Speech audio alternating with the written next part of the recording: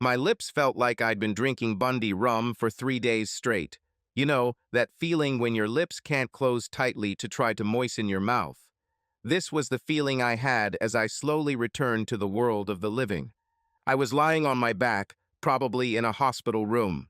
And I can also say that, in addition to the feeling of a dead cockroach in my mouth, my limbs heavy as lead, and the enormous effort to open my eyes, I felt that almost every part of my body hurt. However, at least my hearing was working, because when I came to, I could hear snoring. I almost successfully tried to move a little, and the snoring stopped. I felt the pressure disappear from my chest and heard a voice that made me relax. Terry, the question came from one of the two voices in this world that could wake me from the dead. Indeed, this is exactly how I felt right now. But her voice woke me up even more. Melody. My eyelids trembled, I strained, trying to open my eyes. It was dark, that's for sure, because the light in the hospital room was completely dim and artificial. As my eyes began to focus, I saw one of my two beautiful friends lying with me in the hospital bed, in her usual place curled up on my right side, hugging my torso. Melody has always liked to sleep on my midsection. This has been her place since we first met, and even though I was lying here in a hospital bed, she managed to curl up like a cat on the bed without disturbing my position, and thus secured her rights to me. Harmony, Melody whispered to someone on the chair next to my bed, I think he's waking up. Almost immediately, a second beauty appeared, an identical sister to the one who had been lying on my torso until that moment, and looked at me. I tried to focus on her, my other girlfriend, in the dark. There was no difference between the two women. I loved them both unconditionally and knew they loved me too. Well, hi handsome, welcome back. Harmony smiled, gently squeezing my hand. I squeezed her back lightly, the effort seemed enormous. Finally, she leaned down and looked into my eyes, smiling as she saw me trying to concentrate. It's okay, our love, she said, using the term of endearment that the sisters had come to use as our relationship developed. Don't try to move or talk yet. You've been unconscious for quite some time, and we have a lot to explain to you. But for now, you don't need to do anything other than try to relax, said my sexy nurse friend. I tried to smile, but it was difficult for me to do so with the tube in my throat.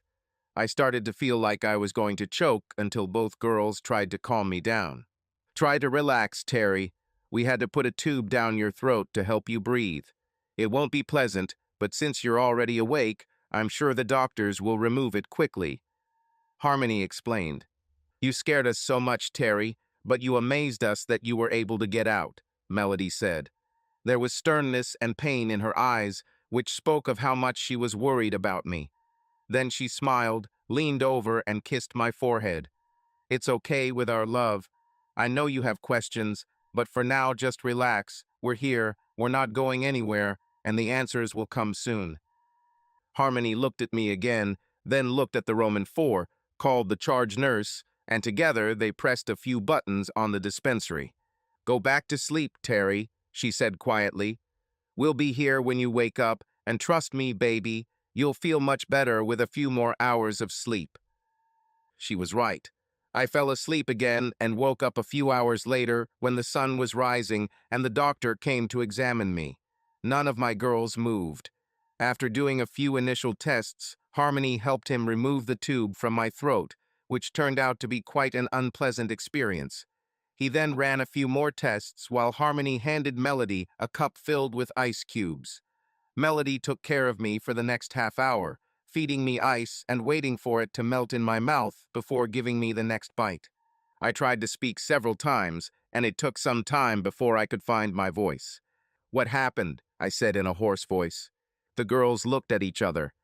Terry, it's not so easy to say, but you're dead. Melody shed a tear as she said this. What? I whispered. Harmony nodded. Twice, and almost a third time before the hospital staff could stabilize you. At that moment, the events of a short fight with Dr. Asshole, also known as Stephen Morrison, came back to my mind. Harmony interrupted my thoughts about what happened and continued. The emergency team was able to get you to the emergency room in a matter of minutes. I think you lost consciousness on the way. Then, she said, showing bitterness on her face as she relieved those memories, they were able to more or less deal with one of the drugs quite quickly. It was a common anesthetic intended to disable the patient before surgery. But the second drug turned out to be much more difficult to identify. She squeezed my hand as if her life depended on it. Based on the fact that the idiot was a surgeon, they assumed that he was trying to inject you with a heart-stimulating dose. Slow down, whereas an overdose would cause your heart to stop beating completely. She sighed. We still don't know exactly what was in the second one, and both syringes are in the lab being analyzed for the police. So why didn't I die? I asked, genuinely intrigued. Harmony smiled. Good care, medical team who knew how and when to defibrillate. That's why you feel like you've run a couple of marathons. All your muscles contract for short periods of time between the adrenaline shots and the electrical stimulation from the shocks. Yes, everything hurts. How long have I been gone? 3 days, Harmony replied, squeezing my hand again. I exhaled, much like the last time I was hurt. Melody leaned over and kissed me. I knew she wanted to tell her side of the story. I was sitting in a meeting with my father and a new supplier when I felt like I was going to feel sick. I almost immediately felt that something was wrong. It was as if Harmony was overcome by some kind of terrible terror, and I felt it. So I apologized. I left the meeting and immediately called Harmony. She told me you were hurt and called you. She was now lying on the bed next to me. He was holding on to my hospital gown as she cried quietly. When the hospital staff got to you, Harmony had to move away. Then Josephine and Harmony followed her to the emergency room to see if they could save you while I was a mess on the phone. Dad immediately knew something was wrong when I walked into the room again, upset and devastated like never before. Our man was attacked and I wasn't close enough to help, she sobbed, now remembering this incident. She spent the next few minutes crying, cuddled up against me on the bed, while Harmony came over and rubbed her back. Then, when she calmed down and felt better, she just kissed me a couple of times and demanded that Harmony get the chance too, which I, of course, agreed to. Finally, she sat down again, holding on to me as if I might disappear into thin air, but with an encouraging look and a nod, she continued, "Well, I gave Dad a sneak peek. Once he and our new supplier found out what was going on, the supplier was happy to reschedule. So 2 hours later, Dad, Mom, and I were flying here to Maitland. You came out of an emergency and were in this room by the time we got in." "William and Martha are here too?" I asked. "Of course they are, stupid," Melody smiled, wiping away her tears. "They are at home with your mom and dad. They were here with us every day. Terry, you are our family. I know Mom and Dad. They think very highly of you. They were just as upset as we were when we first saw you, unconscious and hooked up to multiple machines. They will arrive later this morning." Melody hugged me again. "In fact, you can expect the whole clan today once they know you're awake." She continued to hold me and rested her head on my torso, sighing contentedly. For a few minutes, I was lost in my thoughts. As I did that, I ran my aching hands through Melody's hair, and Harmony looked at me and smiled, reaching for my other hand and lifting it to kiss it. I realized that I hadn't asked any obvious questions. What happened to the idiot? A grimace appeared on my face. Harmony smiled, and it wasn't a friendly smile. Instead, he looked like a predator eager to devour its prey. He was arrested and is currently in a maximum security cell. You hit him good, baby. I bent my right hand with which I hit him. It hurt a little more than the rest of me. It was a hand running through Melody's hair. She felt the movement and smiled, then grabbed my hand and kissed it the same way her sister kissed the other hand, knowing what I was thinking. "I should also inform you that a couple of detectives will want to speak with you when you wake up. But from what I've been told, you don't have any problems. This idiot's arraignment hearing will take a couple of months because he can't talk," Harmony told me, still smiling. I nodded, then sighed. I barely defeated death again. As the early morning turned into afternoon, my parents, William and Martha, arrived with word that I was awake. Mom looked better, still weak from cancer treatment, but stronger than when I saw her just a few days ago. Mom hugged me.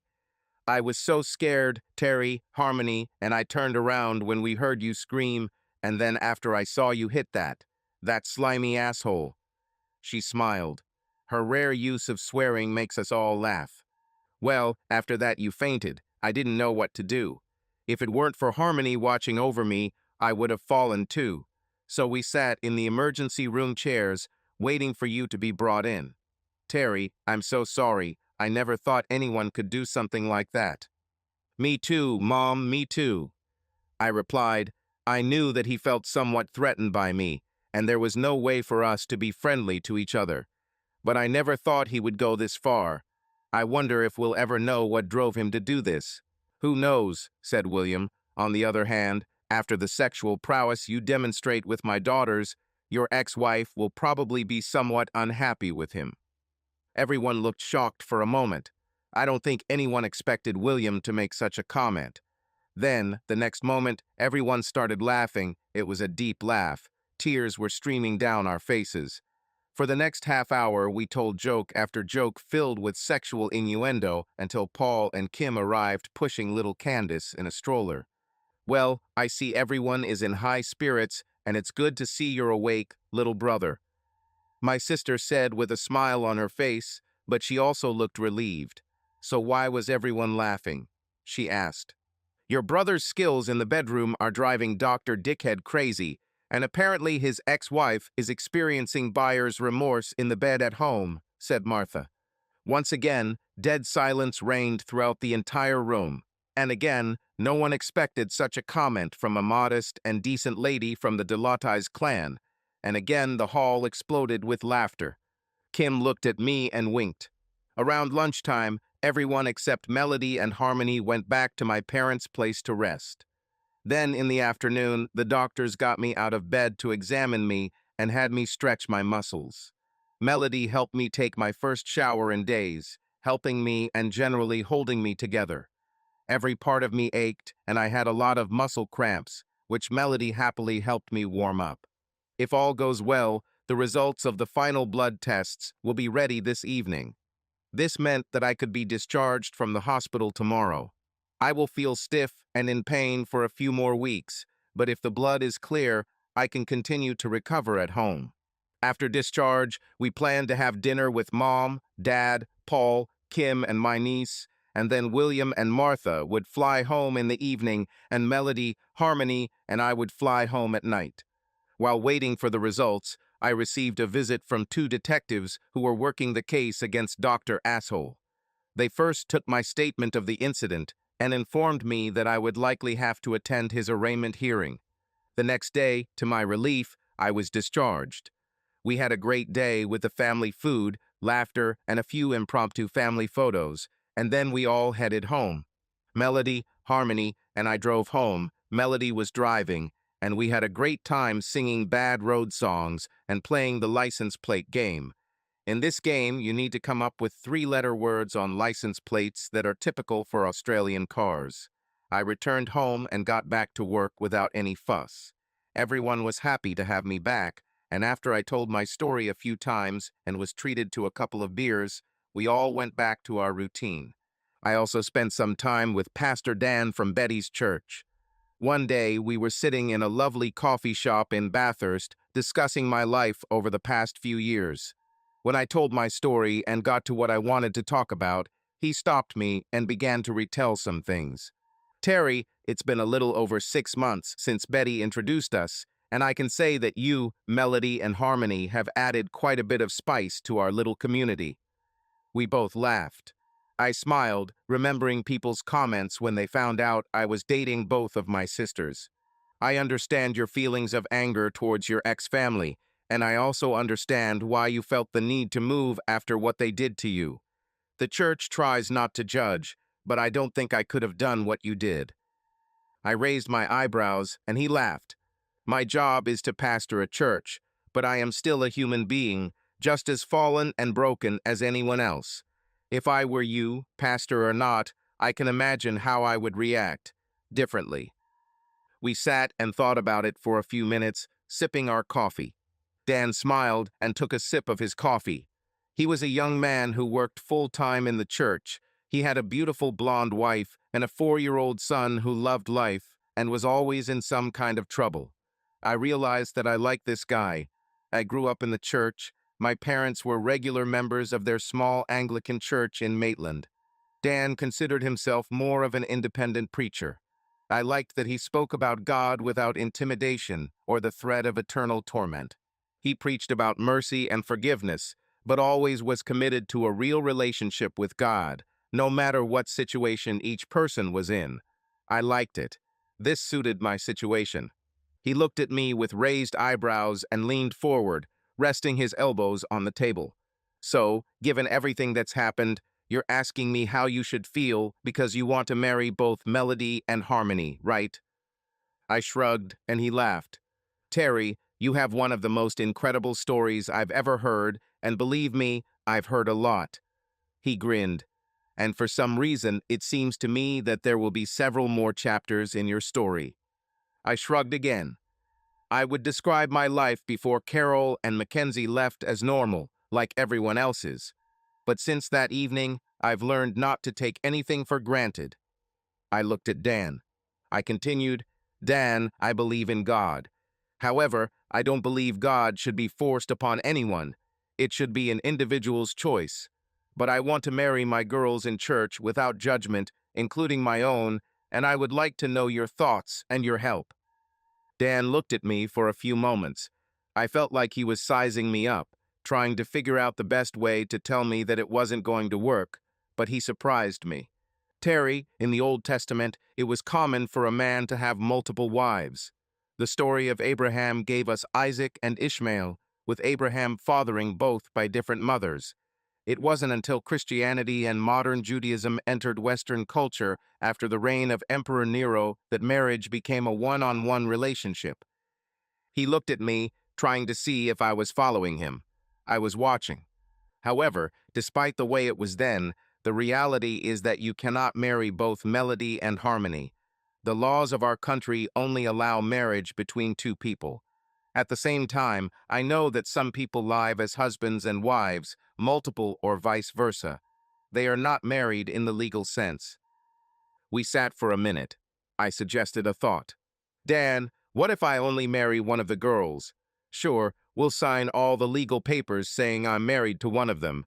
But what if we do a civil union or something like that with the other one rather than a marriage?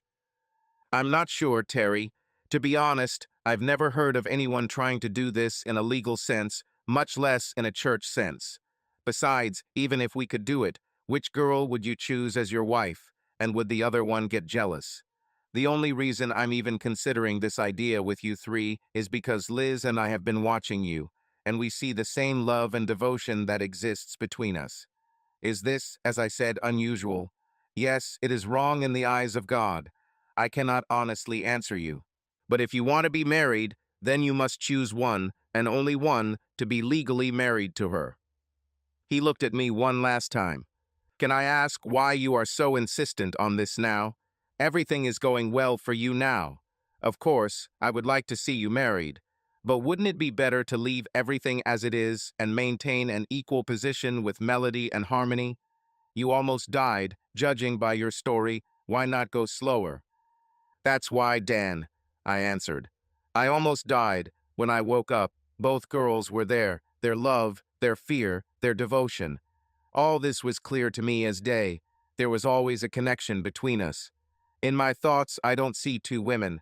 I see three connected both emotionally and physically. If you had told me this a few years ago, I would have laughed in your face. Today, I cannot imagine them being separated from each other. I belong completely to both of them, so I want to be married to both. For about an hour, we talked about different options for how to do this. By the end of our conversation, I had an idea of what I would do and how I could organize it. I was going to marry my daughters and belong to them forever. Everything continued as usual for the next few weeks. My girls and I cuddled every night. Sometimes they made love, other times they just read books, solved puzzles, or cooked food together. I missed just being around them. One Saturday night, we were having a barbecue in the backyard. Kim and Paul came to Bathurst for the weekend. Technically, it was under the guise of consulting Kim about Dr. Asshole's upcoming hearing, but honestly, I think they just wanted to spend the weekend somewhere else. Kim said that Dr. Asshole had recently had the wire removed from his jaw, and for the first time in months he could speak without writing it down on paper. However, he was still in the secure wing of the hospital. To be anywhere else, he would have to remain in custody. After seeing Carol and Mackenzie, Kim said that the two detectives who questioned me spent over 3 hours talking to him. Kim beamed. She somehow ended up with a transcript of the interrogation. When I asked her how she got it, she touched her finger to her nose, letting me know it was a secret. Most of the interrogation is boring, standard police questions, but if you look at page 15, there's an interesting exchange about why he decided to follow through on his threat to attack you, Kim said. She had a strange smile on her face, her eyes literally shone with pleasure. I took the stack of papers, flipped to page 15, and began reading out loud so everyone at the table could hear. Now remember that we are reading a transcript. Most emotions and feelings need to be guessed from what we read. In my mind's eye, I saw Detective Rodriguez sitting in a room with Dr. Asshole, gray walls, a metal table, and a single light bulb overhead.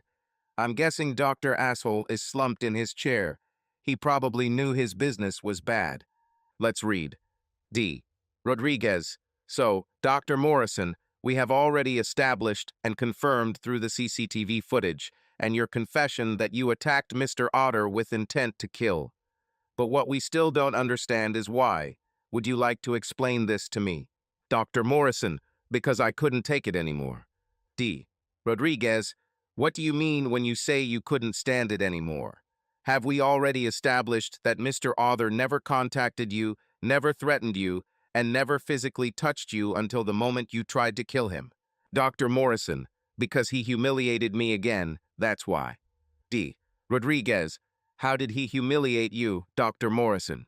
Dr. Morrison, my wife. D. Rodriguez, what do you mean about your wife, Dr. Morrison? Mr. Otter threatened your wife, his ex-wife.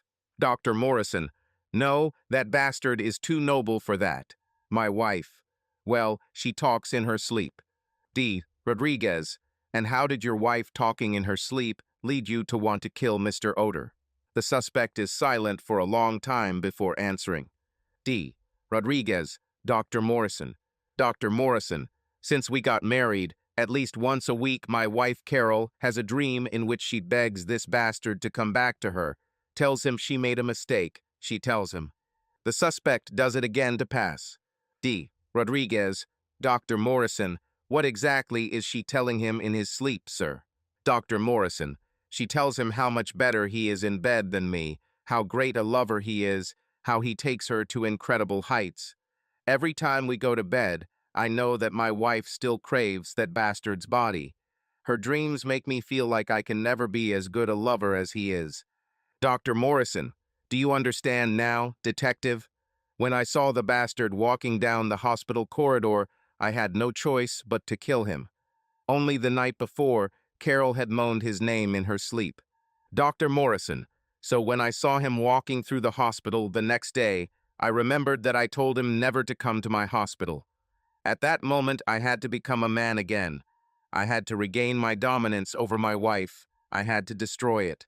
Dr. Morrison, and now the bastard is dead. My wife will never be able to return to him. She would never be tempted to return to his well-built body. At night, she keeps talking to me about him. I had to listen to it and endure it. But now she's mine again since he's dead. The suspect and officers remain silent for a moment. D. Rodriguez, Dr. Morrison, do I understand correctly that you think that you killed Mr. Otter based on your statement? Dr. Morrison, of course, with what I injected him, he's dead, and that red-headed bitch and the motherfucker's mother saw me do it. Of course I got hurt, and I know I'll be in trouble with the law, but he's gone, and I'm still here. This will all be just a bad memory in a few years, but his wife and daughter will always be mine as long as he is in the grave. The suspect laughs. D. Rodriguez, Dr. Morrison, let me tell you that your attempt to take Mr. Other's life failed. He's alive. Although he was seriously injured as a result of your attack, he is still alive and, as far as I know, has fully recovered. The suspect screams and becomes incoherent. There were 6 more pages of interrogation. However, we were all rolling on the floor laughing by the end of this section. Now we at least knew why he hated me so much. I went inside and brought more drinks for everyone. Even Kim drank wine today as she pumped milk ahead of time for Candace's next feedings. We laughed for another hour, discussing a variety of topics, most of which revolved around Dr. Asshole and Carol's obvious regret about her choice of bed partner. We later asked how Paul and Kim were doing as parents. "This is absolutely amazing," my older sister exclaimed. "Even though I'm tired every single day, I wouldn't give up being a mother for anything in the world. And I've never enjoyed Kim's breasts so much," Paul blurted out. A couple of bottles of beer cheered him up. Everyone burst into laughter again, and Kim stood up and rubbed her chest over her husband's face before sitting back down and gently taking his hand.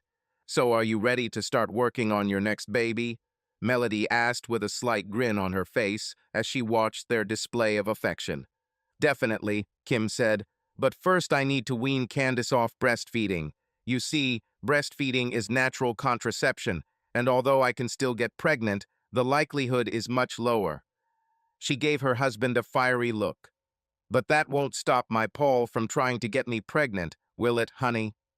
I've always admired their relationship. My sister could be rude and a little bitchy at times, but she only had eyes for her husband. They flirted openly, and in many ways they still acted the way they did when they first started dating in their 20s. Then Paul decided to ask an awkward question. "What about you three?" Paul looked at Melody, Harmony, and me. "When are you going to give me nephews and nieces?" I almost choked on my Kraken rum and Coke. Everyone laughed again, this time at me. William and Martha tensed a little and tried to listen more carefully, but not give it away. Of course, they didn't say anything, but I'm sure they wouldn't mind having grandchildren now that the 3 of us seem to have finally settled in our relationship. "Actually," Harmony began, "the 3 of us have been talking about having kids for months." Melody nodded. "Terry knows we want kids with him, and our man wants kids with us too." Her tone was final, as if non-negotiable. It was a fact. I sighed, but it was my turn to nod. "Yes, the girls are right. We've been talking about this for a while." We spent the next hour talking about children. Melody even took out her phone, and we used one of those apps that show what 2 people's children might look like. I have to say that my kids turned out to be quite nice to everyone, including Paul, which gave us all a lot of laughter. I was in my element, surrounded by the people I loved. They only needed my time and attention. When Martha announced dessert, I went to help her, grabbed some supplies and came back, then helped serve warm apple pie with homemade vanilla bean ice cream. Perfect. When it seemed like the evening was coming to an end, I stood up and asked for everyone's attention. "Before we call it a night, I want to say a few words." Everyone looked at me.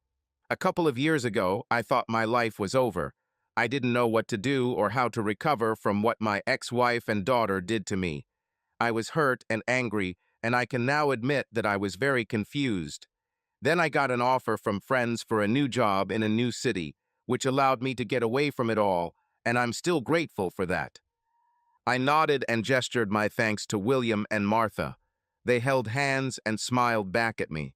Then, on the way here, I was caught in the storm of the century, a storm that changed my life for the better forever. I smiled at my girls. In this storm, I found 2 of the most beautiful and restless creatures I have ever seen. And no matter how much they say that I saved them, they also saved me. Today, I know that without them, I would be empty, bitter, and much more angry than I should have been. I have more love and acceptance in my life than I ever imagined possible with my girls in my life. And although I know that life will always throw challenges at me, I know that I can overcome these challenges if you both hold my hands. Everyone at the table was smiling. Melody and Harmony glowed with pride.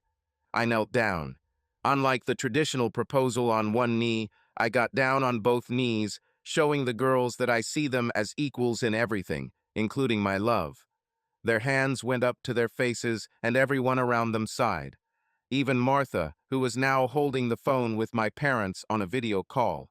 I asked her to contact them when I got up so they could witness the announcement. I didn't tell her exactly what I wanted to say, but I think she guessed. I took out two identical rings from behind my back and held them out in front of me. Melody, Harmony, over the past almost 2 years you have shown me what true love is. You both gave yourself to me equally, without hesitation. You took a broken, insecure man and made him a man who loves you both without hesitation and with a passion that I am sure no one else could experience. I paused. And if anyone tries to come between us, I will break their jaw and send them to the hospital. Everyone laughed. Melody, Harmony, I honestly don't know what the future holds for us, but I know that I want to walk this path with both of you, and if you both agree, I ask you both to marry me. Yes, two identical voices shouted in unison. Melody first, Harmony whispered as the girls helped me stand. I took my first diamond engagement ring out of the box and placed it on my first bride's finger. It was a gold ring with a single diamond surrounded by tiny royal blue sapphires. Melody leaned over and kissed me deeply, whispering, "I love you." "Now, Harmony," Melody said loudly so that everyone could hear. I took out a second ring, almost identical to the first, except that the diamond was surrounded by purple sapphires. Harmony also leaned over and kissed me, deeply and passionately. "I love you, Terry Arthur," she said softly. The girls merged with me into one whole, standing in front of everyone. Harmony, as always, was to my left and Melody to my right. Everyone applauded, and the girls spent the next few hours discussing rings and planning our double wedding, as women always do. Mom and Dad congratulated us and said they were looking forward to the wedding day, after which they said goodbye and hung up. After that, the evening gradually came to an end, and everyone went to their rooms. But that night I happened to see two naked twin sisters, wearing only their wedding rings and doing everything they could to please the man they loved. It soon became known in the office and in our circles that I had proposed to both girls and that I was going to marry both at the same time. About a week before we were all due to return to Maitland for Dr. Asshole's first trial, the three of us met to discuss how the marriage would work from a legal perspective. I knew this question would come up sooner or later, so I told the girls about the plan I had developed with Pastor Dan and which Kim began considering as my lawyer this week. Girls, as we know, in this country, I can only be legally married to one of you. I talked to Dan at length, and he agreed to do the ceremony as if you were both marrying me at the same time. I explained to them. I also talked to Kim, and we are drafting a legal document that will be very similar to a prenuptial agreement. It concerns our rights with each other. It just won't be registered as a wedding. The girls' faces darkened a little. However, I continued, the language we use in the document will allow us to call each other husband and wife. We must choose which of you will play which role. But know that I love you both equally, and for me there will be no difference. Do you have any thoughts on this? The girls looked at each other and nodded. Yes, they both said in unison. With slight hesitation, Melody spoke. Terry, Harmony will be your lawful wife. I will sign Kim's legal document. Why is that? I asked. Melody continued. There are several reasons. First of all, Harmony is older. Only for 90 seconds, I snorted. Well, yes, but that's one of our reasons. Secondly, Harmony always sleeps on your left side.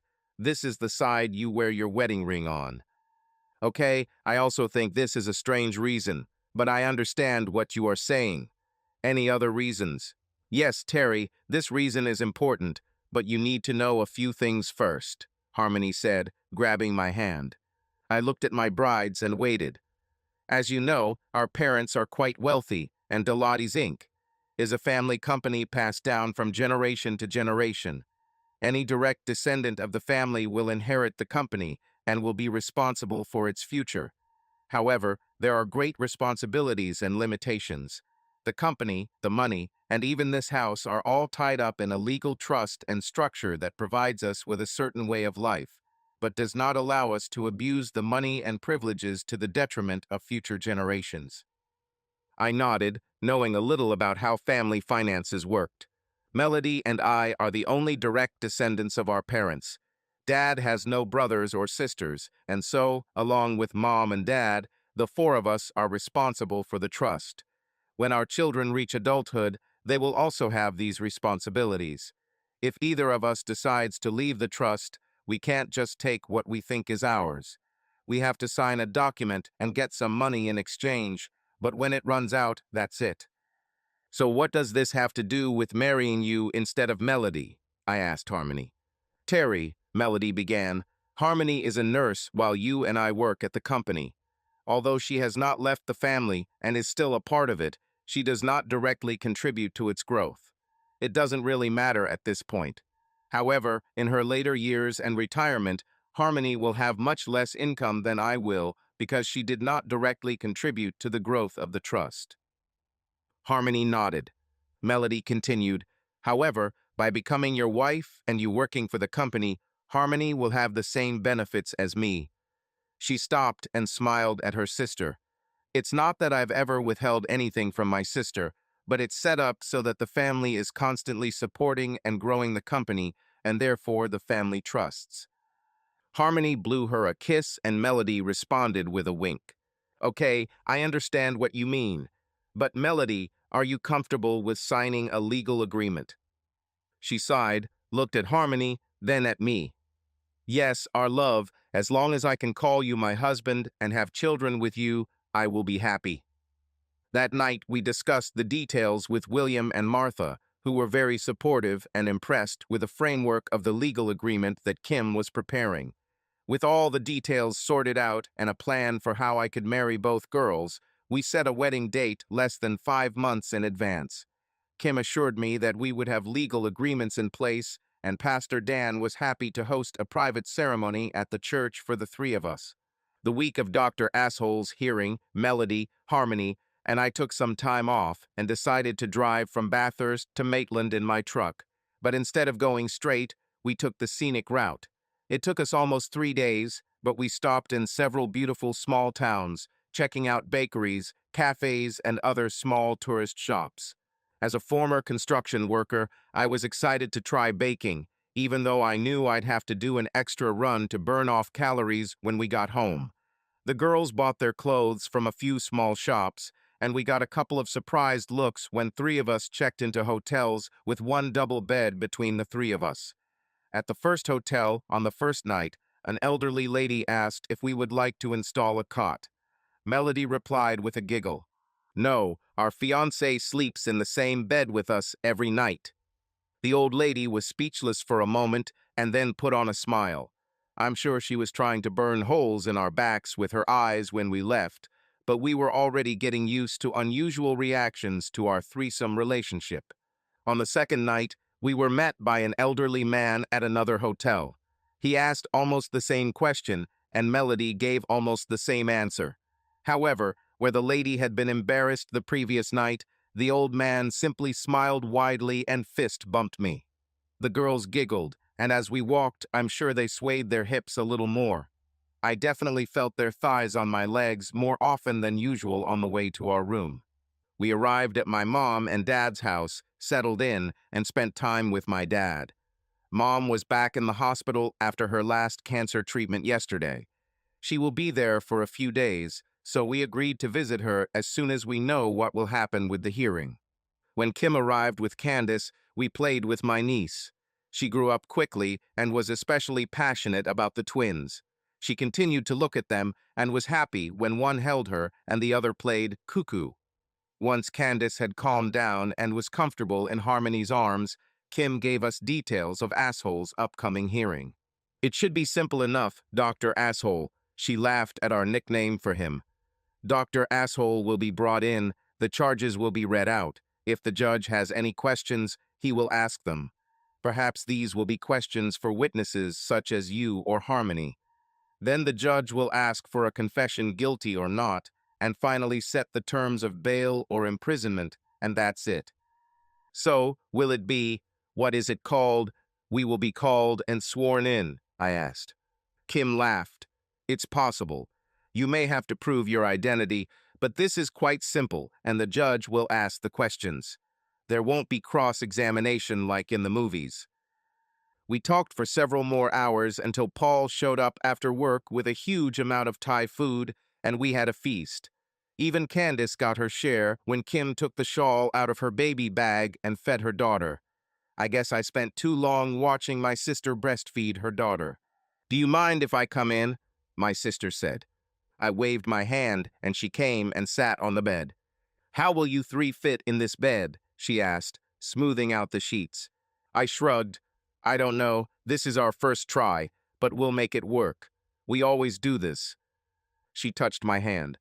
"That's what I like about you, Terry. You had every right to run away and be bitter and angry about what Carol and Mackenzie did, but you didn't. I think those girls saved you just as much as they love to tell you how you saved them." I shrugged. "You're right, Kim." She looked at me with concern. "Terry, it's very likely that Carol will be in the courtroom tomorrow. As your legal advisor, may I advise you to stay as far away from her as possible? Your discussions tend to be passionate." We laughed. "Don't worry, Kim. If I don't have to talk to her, I won't." "Fine." She stood up and headed towards the door, but when she reached the threshold, she turned around.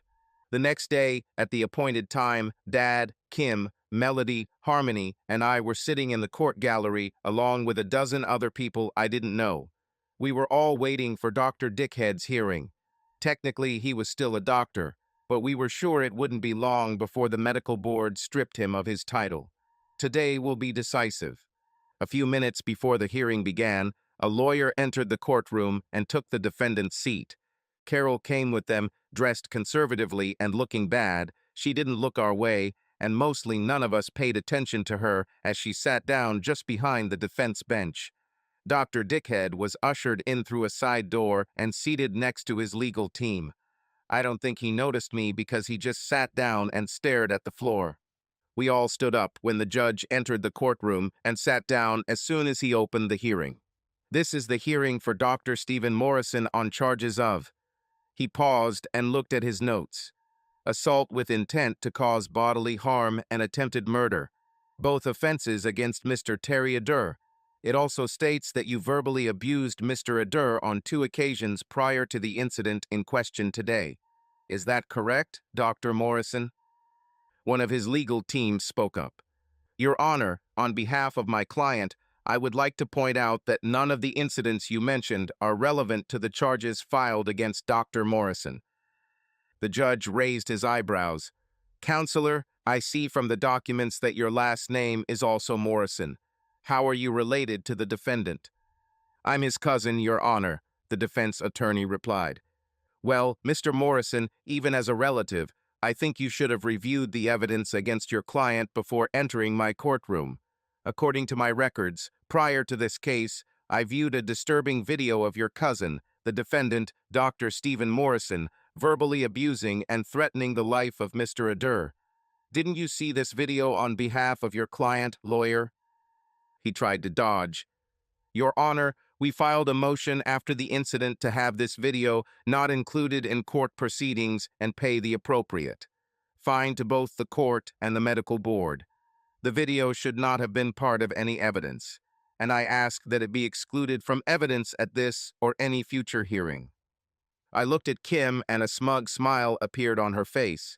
My dad originally let it slip that I took the video when Carol, Mackenzie, and Stephen attacked me outside the Maitland Central Cafe. Their legal team immediately went on the offensive. It looks like they immediately filed a lawsuit in an attempt to suppress the use of the video, which is what the lawyer was talking about now. I caught Kim's eye, and she motioned for me to follow the proceedings. If they thought money could hide the behavior of that day, they were sorely mistaken. The judge looked amused. "Mr. Morrison, first, whatever order you believed was in effect against your client covering up his behavior was not legally executed and would never have been approved upon review. Secondly, whatever money your client pays does not cover any legal action where a person's life was threatened. The entire defense side lost its presence of mind. Third, this is more of a personal opinion, but I can tell you that I watched the video and was not impressed with the behavior of your client or his family. The judge continued, the video that your client attempted to suppress supports what we are discussing today, which is that your client, Dr. Stephen Morrison, assaulted Mr. Terry Adair and attempted to take his life. Does your client understand the charges being brought? The judge looked at both men. Dickhead and his cousin both gulped, and his cousin replied, "Yes, Your Honor." Okay, the judge then looked at us in the gallery. Is Mr. Terry Adair here today? I stood up and confirmed, "Yes, Your Honor, I am here." Both Carol and Dickhead turned to me for the first time. Surprise was written on Carol's face, contempt was written on Dr. Dickhead's face. "Mr. Adair," asked the judge, "are you ready to answer a few questions?" "My legal counsel is here with me, Your Honor. I am happy to answer questions. However, would it be possible for her to come to me?" I asked. The judge smiled. "Of course, come." Kim and I walked to the main part of the courtroom and sat down at the table usually occupied by the prosecutor. Kim whispered to me to be honest and look to her if I needed help. "Now, Mr. Adair, this is just a hearing, and I would like you to fill in a few blanks for me." He shuffled papers, looking at what appeared to be various reports and documentation of the history between me and the Morrisons. "Mr. Adair, can you tell me about your relationship with the defendant?" asked the judge. Of course, Dr. Dick. Dr. Morrison is married to my ex-wife and has adopted my daughter as his own. Other than 3 separate encounters, I have not and do not wish to have any relationship with him or my ex-family. Relationships. I tried to remain calm, but to be honest, I was nervous. The other time I was in court was for a final divorce hearing. I didn't say anything at that meeting. "I see, Mr. Adair. May I ask if you are in contact with your ex-wife or daughter today?" "No, Your Honor. Including today, I have only seen Carol a few times since the divorce, and most of those meetings were unpleasant for both of us, and I have only seen Mackenzie a couple of times," I replied. "So, we can say that you have no relationship with your ex-wife or daughter?" he asked. "No, I have no relationship with them, Your Honor." I shook my head. The day it all happened, I received divorce papers, their application to adopt Mackenzie, and a restraining order against them until all legal proceedings were completed. I sighed and looked at the judge. He was leaving me room to continue, so I continued. "I took it hard, Your Honor. I took it to mean that neither Carol nor Mackenzie wanted me in their lives anymore. I was feeling pretty depressed, and with these 3, the documents seemed to tell me that I wasn't good enough as a father, a husband, and a provider. In fact, Carol wrote in the letter she left with those documents that I wasn't even good enough as a plumber. So no, Your Honor, I have no relationship with my ex-wife or daughter." "It's clear," answered the judge. He looked at me for a moment. "Can you tell me why you recorded the video of the Maitland Cafe incident?" he asked. I squared my shoulders. "Yes, I'm back to visit my family since my mother was recently diagnosed with a rare bone cancer." I heard a sigh come from the other side of the room. "Looks like it was Carol. She didn't know," I continued. "So I came to visit my mother after my first round of treatment and wanted to get coffee and breakfast for my mother and father, so I went where I was sure had the best coffee, Maitland Central." I smiled and heard several people in the room murmur their agreement. Most people knew Maitland Central. They use Wolf coffee, which is well known here in Australia. Anyway, I was in the middle of sending someone a message when my ex-daughter started this argument. I tried to leave so as not to make a scene. However, Dr. Morrison decided to continue the matter. Returning to the cafe, I felt that a conflict was brewing, so I decided to record the conversation just in case to protect yourself if the case goes to court. "Did you tell the defendant or your ex-family that they were being filmed?" asked the judge. "No, Your Honor, I admit. I was hoping there wouldn't be any confrontation, and as my lawyer later informed me, We were in a public place. There was no legal reason why I couldn't film. I explained to the judge sitting in front of me. The judge nodded. Now, Mr. Adair, can you tell me how you felt after being threatened on video by Dr. Morrison? To be honest, Your Honor, I wasn't worried. Dr. Morrison had a sexual relationship with my then-wife for almost 2 years. Then he, my ex-wife, and ex-daughter planned to ruin my life as much as possible, as far as I could tell. So, as you no doubt understand, Your Honor, I had a lot of anger that I carried around with me. Besides, I am healthy and in good shape. I have an active male libido. I heard my girls giggle, along with several others in the gallery. I exercise at least twice a week, and from a young age, I knew I could hold my own in a fight. So no, Your Honor, I was not intimidated by any threats. Mr. Adair, are you saying that you expected to come into conflict with Dr. Morrison? I laughed. No, Your Honor, good doctor. I glanced at him for a moment, and he glared at me. Being the one who started each of these incidents, I never intended to go through with it, but if something happened, I wouldn't hold back either. Okay, Mr. Adair, can you explain what you did in the hospital that day? Of course, I came to the city urgently after my mother was taken to the hospital with chest pains due to her cancer. While in the city, my sister, my lawyer, who is now next to me, also gave birth to my niece. So for several days, I was moving between the oncology and maternity wards. That day, Harmony, one of my girls who was with me, my mother and I were walking to the maternity ward to help my sister get ready for discharge when Dr. Morrison attacked me. One of your girls, Mr. Adair? The judge looked at me with raised eyebrows. I blushed, and almost the whole room, except Carol, Dr. Dickhead, and his cousin, laughed at me. Okay, leaving aside your successes as a bachelor, were you afraid that being in the hospital where Dr. Morrison worked, that you were in danger? Asked the judge. Again, no, I was not afraid, Your Honor. I thought that I might encounter him. However, I never thought that he would try to carry out his threat. As a doctor and surgeon, I always thought that there was. What is it called? The Hippocratic Oath, do no harm. The judge looked at Dr. Dickhead. Yes, Mr. Adair, you are right. You should not have worried. Okay, let's continue. Just a few questions left. What is your current state of health after the incident? Well, whatever was injected into me was so serious that I died twice in intensive care, and as I was told, it almost happened a third time. I was unconscious for several days, and it was only thanks to the care and attention of my family and the wonderful medical teams at Maitland Hospital I am here today. I smiled. I can say, Your Honor, that I have fully recovered without any side effects from my hospital stay. I see, the judge replied, taking notes and looking through the papers. Finally, he looked at me with a sparkle in his eyes. Just one last question, Mr. Adair. Back to our earlier conversation, you mentioned that your ex-wife and daughter left you because you were a plumber, correct? Yes, Your Honor, that's what I was told. Are you still a plumber, Mr. Adair? I'm still a certified master plumber, Your Honor, I replied. The judge laughed. A very legal answer, Mr. Adair. Let me put it another way. What is your profession today? I understood what he was getting at. This judge must have been wrong in a past life because he was giving me a chance to rub it in Carol's face a little.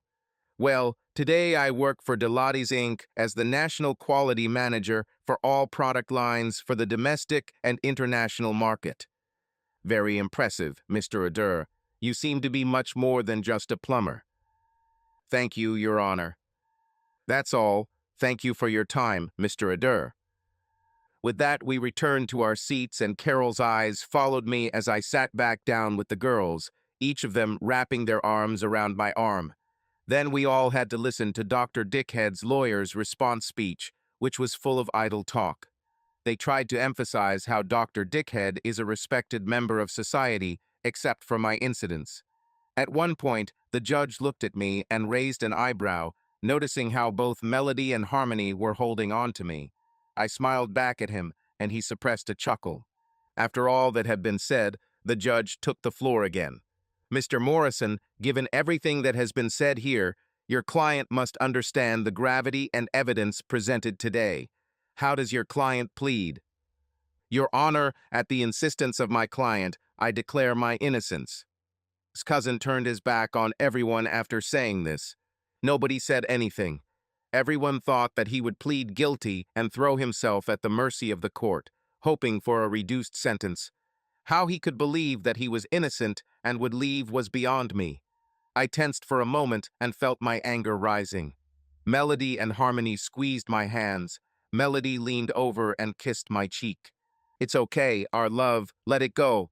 We're here for you," she whispered. With effort, I let go. "Noted," replied the judge. "I must admit that I am somewhat surprised, Mr. Morrison, Dr. Morrison. I will consider all the evidence, and based on today's discussion, I will make my recommendations for the court. Dr. Morrison's bail will be set at $2.5 million.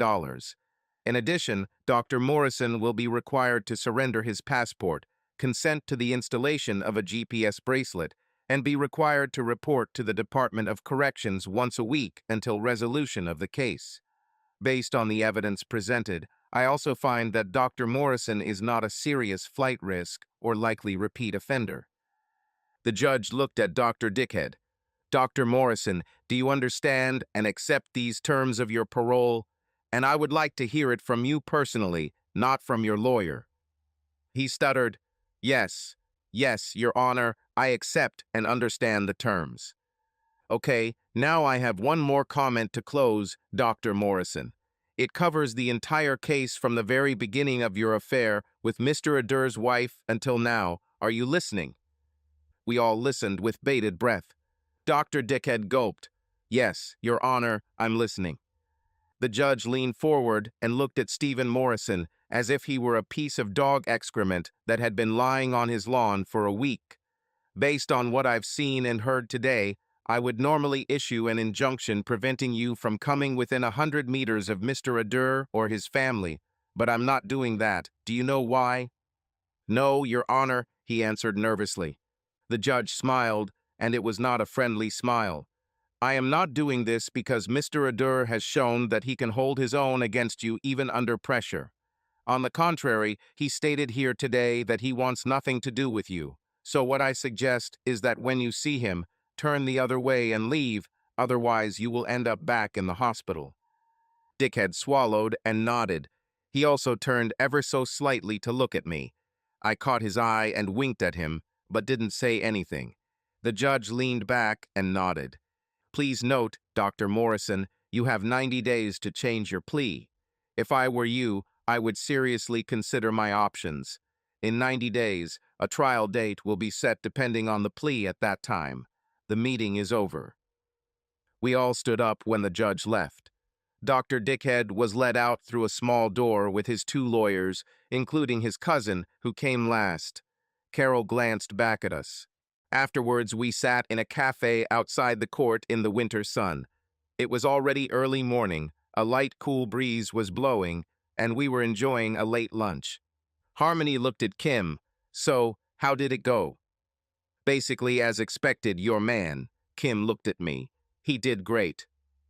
"That's what he is," Harmony explained as if it were common knowledge. "Hey, I almost lost it when Dickhead protested his innocence," I complained. "I know, honey," Melody said, "but you had us." I leaned over and kissed her, then leaned the other way and kissed Harmony. "Thank you, my beauties. I have to admit, I enjoyed annoying Carol. New life, new job, and I loved how everyone in the room raised their eyebrows when I mentioned girls." "About brides, you wanted to say," Harmony said. "Yes, brides, sorry girls, I'm still getting used to it, but soon you will become wives." Melody giggled. Harmony looked at me thoughtfully. "I know, our beloved." She paused. "So I take it Carol was the woman in the front row, sitting next to the dickhead, whose head almost came off and spun 360 degrees while you were talking." "Yes, it's her," Kim answered for me. "PFFT," Harmony snorted. "I didn't get a good look at her, but she's definitely missing a lot." We all laughed at my expense for a while. My phone vibrated, and I saw that it was a message from one of the last people I expected, Carol. Terry, I know you don't want to talk. However, I would like to see you on some issues. Can you meet me on the court steps in 15 minutes? I frowned and Melody remarked, "What's wrong, honey?" I showed her the message, then Harmony, then Kim. Surely she understands that I don't want to see her. I kind of said that in front of everyone, including her, today. "I know, honey," Harmony said thoughtfully. She looked at me for a moment, then at Melody, then at Kim. They both nodded. "However, I think you need to go and talk to her. Just stay calm and think about us if you need to. And don't forget that you can always leave," Melody added. I couldn't agree more with my girls when they knew I needed to get this done, so I sighed and couldn't say they were wrong. I met Carol a little more than 15 minutes later on the court steps. "Hey, Terry, you look good." She started awkwardly. "Carol," I nodded at her.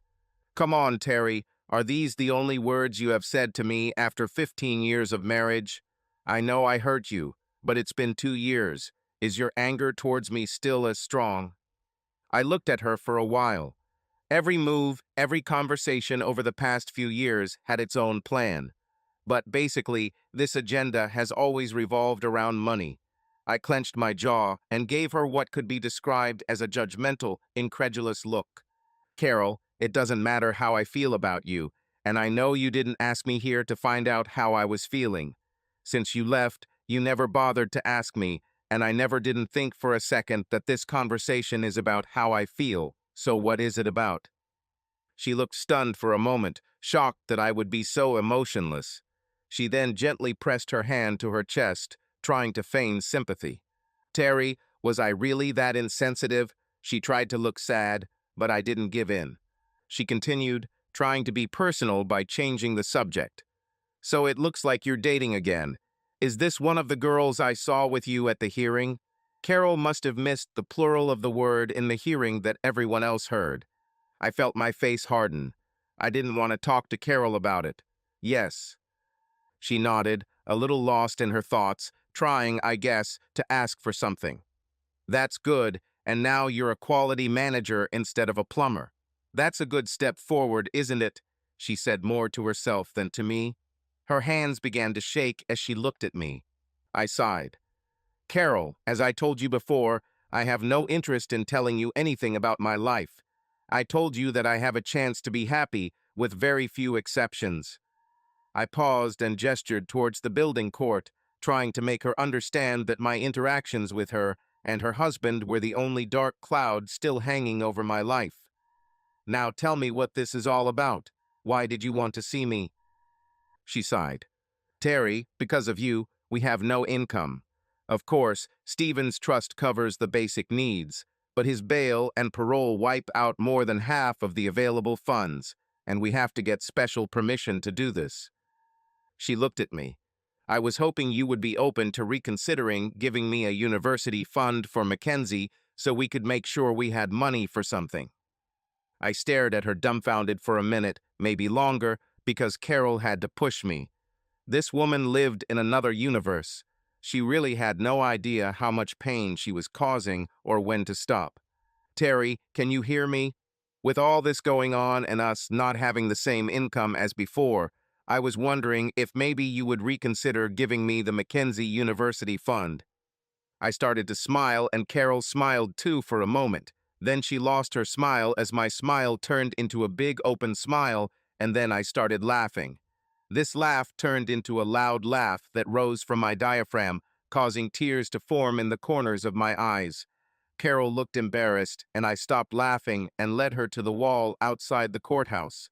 "So, Carol, let's see if I understood you correctly. Your pathetic hubby stole you from me, trying to give you the good life as you call it. Convinced you to betray me and adopted my daughter, telling the same nonsense to her, and like true sneaky bitches, you both left me without warning." I continued. "He threatens me with your blessing, and then, when the opportunity presents itself, he tries and almost succeeds in killing me, bringing us here." I pointed to the courthouse we were standing in front of. I started counting on my fingers. Because of all of this, he will be fired and will never practice medicine or even work in any medical field again. Additionally, he will most likely spend the next 20 years in prison due to his actions. And now you want me, the one you all wronged, the person you abandoned for money, to give you money that you are not entitled to, because you think that it is my fault and I owe you, right? She straightened her shoulders and looked at me with a certain amount of arrogance. Well, I wouldn't put it that way, but it's essentially true, if not for me, then for your daughter. Mackenzie and I have a certain standard of living to maintain, and Stephen can't work because of you. Yes, that's exactly what I want. I looked at her in amazement. Carol, if you were anyone else, I'd say you're crazy. But I'm not, Terry, you know that. She smiled, thinking that I was finally leaning towards her side. I know, Carol, and knowing you and every conversation we've had over the last 2 years, I can say that you are a certified crazy woman. She lost her smile, then backed away, and I pounced on her. Your damn standard of living means nothing to me. When we were married, we did just fine with pretty happy finances. Our needs were met every month. I started talking with my hands. You just told me how much money your stupid husband has in his trust, and for a normal person, even after bail, it should be more than enough to last you until you get a job. She pulled back. Yes, work, Carol. Do you remember what it is to work to live? However, now it seems that you and your daughter are not content to work like us mortals. But then again, what you want is not yours. You did not earn it, and you in no way deserve it. I started to get angry. I tried to take a deep breath. Now your fat, pathetic hubby is trying to kill me in the hospital, and you have the nerve. I took a sharp breath and glanced at her, throwing Dickhead's words back in her face. No, you have the nerve to ask me for money so you can buy more damn useless designer clothes or other useless crap. The old anger returned, but then I remembered the protocol Kim had shown me, and I calmed down and changed tactics while Carol stood there looking a little scared. I smiled. Carol, do you know why your small-hearted hubby hates me so much? While I scolded her, she looked at the ground, just like the last time I scolded her. But now she looked up at me. Her voice was quiet, and there was a question in her eyes. No, I don't know. Stephen never really told me, but he always got angry when me or Mackenzie mentioned you. It happened most often in the mornings. I laughed. Carol, do you know that you talk and move in your sleep? Her gaze became even more questioning, her head tilted to the side. Of course, Terry, you know that from your school days, but what does that have to do with anything? Carol, I repeated, you talk and move in your sleep. When we were married, you often vocalized your dreams. Your hubby listened to your dreams at night.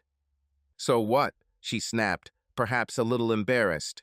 It has nothing to do with why he. She trailed off. It doesn't mean anything. She looked at me with the honest, questioning, searching look I'd seen on her face over the years. So Stephen couldn't have heard it, could he? I don't know if she suspected that I knew something or if she put two and two together. I didn't care. It's time for her to feel the pain. Yes, Carol, your hubby hates you and tried to kill me because when you sleep, you dream of coming back to me. You dream of me taking you back and having sex with you until you pass out. In your dreams, you tell me what mistake she made and how small Stephen is. You do this so often that one day after you did it again, he saw me in the hospital and couldn't hold it in anymore. And the poor pathetic idiot, he couldn't take it anymore and tried to kill me. I snapped my fingers in front of her eyes. Watching the expression on her face, realizing what she had done, was like the sun rising. Seeing her horror was like therapy. I lowered my voice, made it quiet and soft. Carol, Stephen may have turned me into a spineless fool for almost 2 years while you had an affair with him. But since the day you left me, you've been so sexually frustrated that you keep dreaming of us making love like we used to, and I left you suffocating. You're so depressed right now that you miss my kisses on your chest and the kisses I gave you when we hugged in the morning and we said the words that lovers say. The expression on her face was a perfect combination of agony and surprise and lust. I leaned towards Carol and spoke in a soft, seductive voice. But for Stephen, he realizes that he will forever be the cuckold of your dreams. He knows that he will never be able to satisfy your body the way I do. He will be chasing a dream that he will never be able to fulfill. I stepped back, and for the first time since this whole mess started, I felt calm.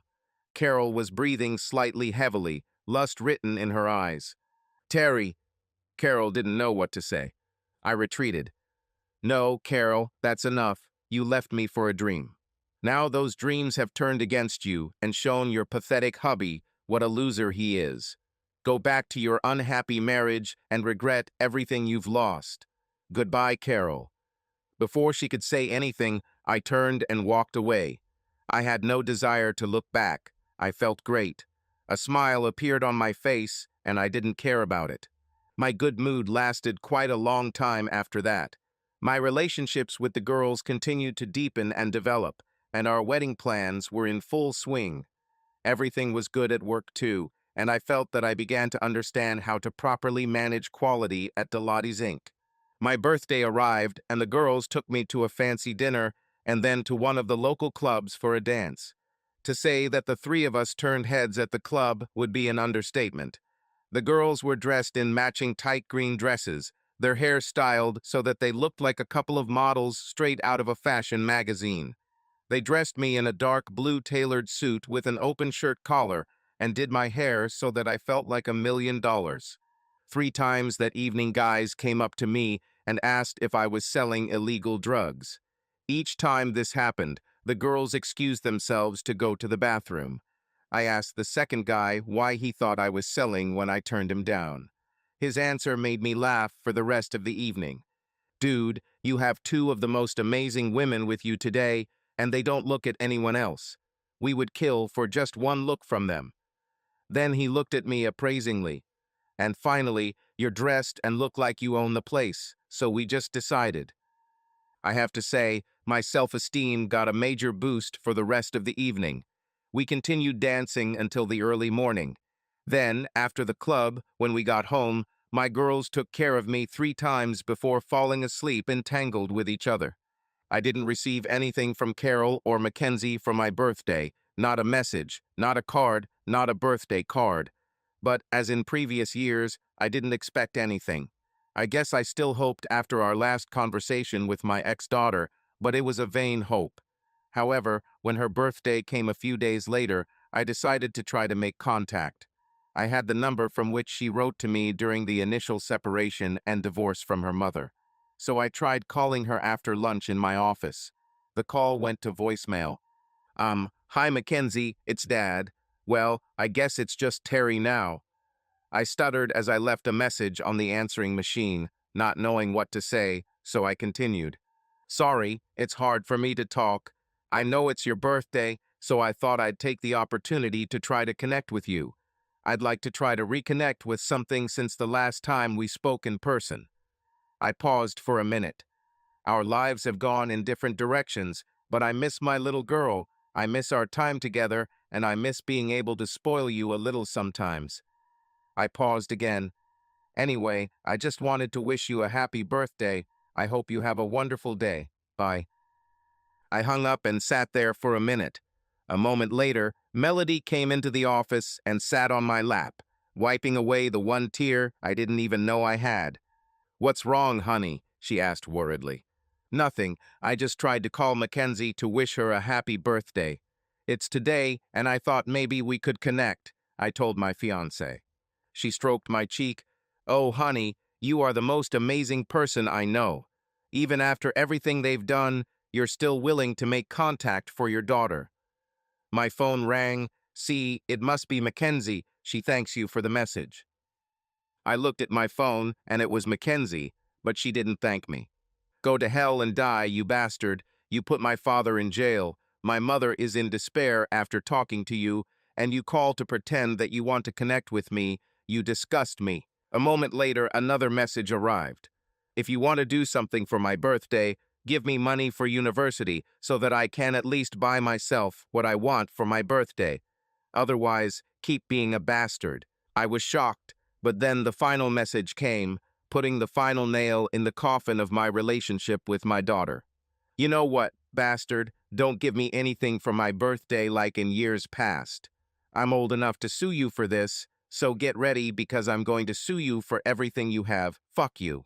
I dropped the phone and sank into the chair in my office, Melody still in my lap. What did I do, Melody? What did I do to deserve such hatred from my own flesh and blood? With my parents, I really thought that we would ever be able to mend our relationship. But this, I was stunned by the rage and contempt that Mackenzie's messages conveyed. For several minutes, neither Melody nor I said or did anything. Then she looked at me. Terry, honey, you haven't done anything wrong. That girl has been twisted and taught to think you're worthless. We know Dr. Dickhead is out on bail, so he's probably talking about you and that day and night. How you ruined his life, and Carol and Mackenzie's life, and that affected her reaction. I nodded. The touch of Melody's hand on mine was soothing. She took my phone and went to my work phone. As I watched, she dialed what I assumed was Mackenzie's phone number. A moment later, someone picked up the phone on the other end. Hello, is this Miss Mackenzie Morrison? I only heard Melody's side of the conversation. Look, Miss Morrison, I just wanted to confirm that you sent texts to Mr. Terry Adair's phone a few moments ago. She listened. I see. Oh, it doesn't matter who I am, Miss Morrison, but yes, I'm sitting in the room with him now. Again, she listened, frowning. Okay, Miss Morrison, I'll tell him. Thank you for confirming that it was you. I doubt we'll talk again. And Melody hung up. Sorry, honey, but your ex-daughter is a real royal bitch. My fiancé told me. I've never heard her use that word before. This showed how angry she was. She sat back on my lap and said nothing for a moment, collecting her thoughts. I felt how upset she was and began to stroke her back. She looked at me when she felt the action and most of her anger disappeared. She confirmed that she was the one who sent the messages and that she wants the money and is going to get legal advice and take you to court. Melody then told me with a frown on her face, she told me to tell you that you ruined her life and that you should eat crap and die. Sorry, Terry. If you saw any remorse for her behavior upstairs in Maitland, it has now completely gone out of her. I hung my head. I know, Melody, this feels like the end of our relationship. I was hoping that one day I will be able to establish a relationship with her. But that seems to be out of the question now. Melody wrapped her arms around my neck. I know, our beloved, she whispered soothingly. I understand how hurt you are and that you were hoping for reconciliation. She leaned in and kissed me, then pulled back and looked into my eyes. All I can tell you is that Harmony and I will always be close. We both don't approve of what they did to you, but at the same time, if they didn't, you would never have shown up in our lives. I smiled and kissed her. I know, Melody. I guess we'll just have to wait and see what happens next. Part of me can't help but wonder if that last conversation with Carol or being at the trial with Stephen had an impact on how Mackenzie reacted to me. Of course, Terry, you can be sure of it. This girl sounded like she was being coached into her answers when I spoke to her. I'm angry at how she could hurt our man, but a small part of me feels sorry for her. In a few years, she will be full of anger and regret and will not know where to direct it all. The question is, do you want to be there when this happens? I thought for a moment, seriously considering her question. I don't know, Melody. I feel so empty when I think about Mackenzie. I'm not sure I could be there if she knocked on my door one day. So I think it's time to finally close this chapter of my life. I looked up again and smiled at her. On the other hand, I have two wonderful women whom I am madly in love with, whom I will soon marry, and who both want to have children with me. Terry is talking about keeping both me and Harmony pregnant, Melody said. Sally laughed. Over the past year, she has become close to me, and she was one of two bridesmaids at our upcoming wedding. Kim was supposed to be the other bridesmaid. Judging by the way you walk most of the time, I don't think it will take much time for Terry. Practice makes perfect, I interjected. Hey, stay out of this, Melody said. Sally and I are going to talk about your amazing lovemaking skills, but not with you. I didn't interfere. However, Melody may have been rubbing her butt against my crotch a little more than necessary while they were talking. That evening, we told Harmony, William, and Martha about the call with Mackenzie. We then called Kim and told her the story. They were all horrified and agreed to focus on the wedding, while waiting to see what would come of Mackenzie's threat. It was only a month before the wedding when Kim received papers that Mackenzie was suing me for money in the university account. The court date was set for the Monday after my wedding with the girls. We were supposed to leave for our honeymoon this Monday evening, so plans changed. William arranged for us to charter a flight on Sunday afternoon and then back to Sydney after my appearance at Maitland Court at 10 on Monday morning. This way we could catch an international flight to Honolulu in the late evening. The Deloitte Family Foundation gave us enough money for a 10-day honeymoon with all expenses paid. As we planned, I knew that the matter with Mackenzie would be resolved in court one way or another, and I could move on with my beautiful brides. Despite all the controversy about the three of us getting married in a church, the wedding itself was amazing. Pastor Dan recruited several members of the congregation to help decorate the church with Martha's support. During the ceremony, William proudly walked both of his daughters down the aisle. They wore matching dresses with a wedding train connecting behind their outfits, symbolizing their commitment to being wives together. Most of the Deloitte's Inc. staff were present with their partners, and William brought my parents for the weekend, along with Paul as my best man, Kim as my maid of honor, and Candace, who was beginning to realize what was happening and was laughing most of the time. When Pastor Dan smiled and said, "You can kiss your brides," I kissed both my girls, and the room erupted in applause. Once we signed the registry, Harmony and I signed the official wedding documents signed by Pastor Dan, Melody, and Paul. And then we all signed the final pages of the legal agreement that Kim had prepared so that Melody would be legally bound to me in a civil relationship. We have already signed the main document and recorded our initials on it. It stated that in all but official terms I was Melody's life partner, and although we would not be married, we had agreed on many of the things that are taken for granted in a civil marriage between a traditional married couple. Kim even had the signature page printed on the same type of paper as the official wedding registry. At the reception after the wedding, there were about 100 people in attendance, and I danced with each of my brides in turn, while William and my father took turns dancing with whichever of my brides I was not dancing with at the time. I also danced with Martha and my mother, who was getting weaker. She wasn't winning her fight against cancer, but her doctors assured her that she wasn't losing. But while each treatment burned off some of the cancer, it also took its toll on her. We had heard encouraging things about a new treatment that might involve a bone marrow transfusion in combination with a certain new chemotherapy drug, but that was still several years away. But it was hope. Most of the guests stayed until almost 1 in the morning until we left. Our hotel room was provided by my mom and dad, and yes, we consummated our marriage, but it was a long day, and we quickly fell asleep after a short lovemaking session. In the morning, refreshed, we made love again. After checking out of the hotel, we returned home to exchange glances of satisfaction and had a light lunch with William, Martha, Mom, Dad, Kim, and Paul before heading to the private airfield for our flight to Maitland. My parents, Kim, Paul, and Candace were on the flight with us. I didn't think much about the Mackenzie hearing. However, as soon as we took off, I opened the folder Kim gave me. Mackenzie was suing me for the original $142,000 that was placed in the account during Carol's and I's divorce. In addition, she demanded an additional $250,000, claiming that I had caused her emotional distress and financial hardship. Since my wives were not allowed to attend the hearing, Paul and my girls had to sit in the cafe opposite the court while my parents went home. Kim and I will be in court together and see what happens. We didn't see them until we were called into the courtroom for the hearing. They entered through another door connected to another corridor, so it was just Kim and me on my side. Cretan and Carol were dressed in what I had begun to consider their court attire.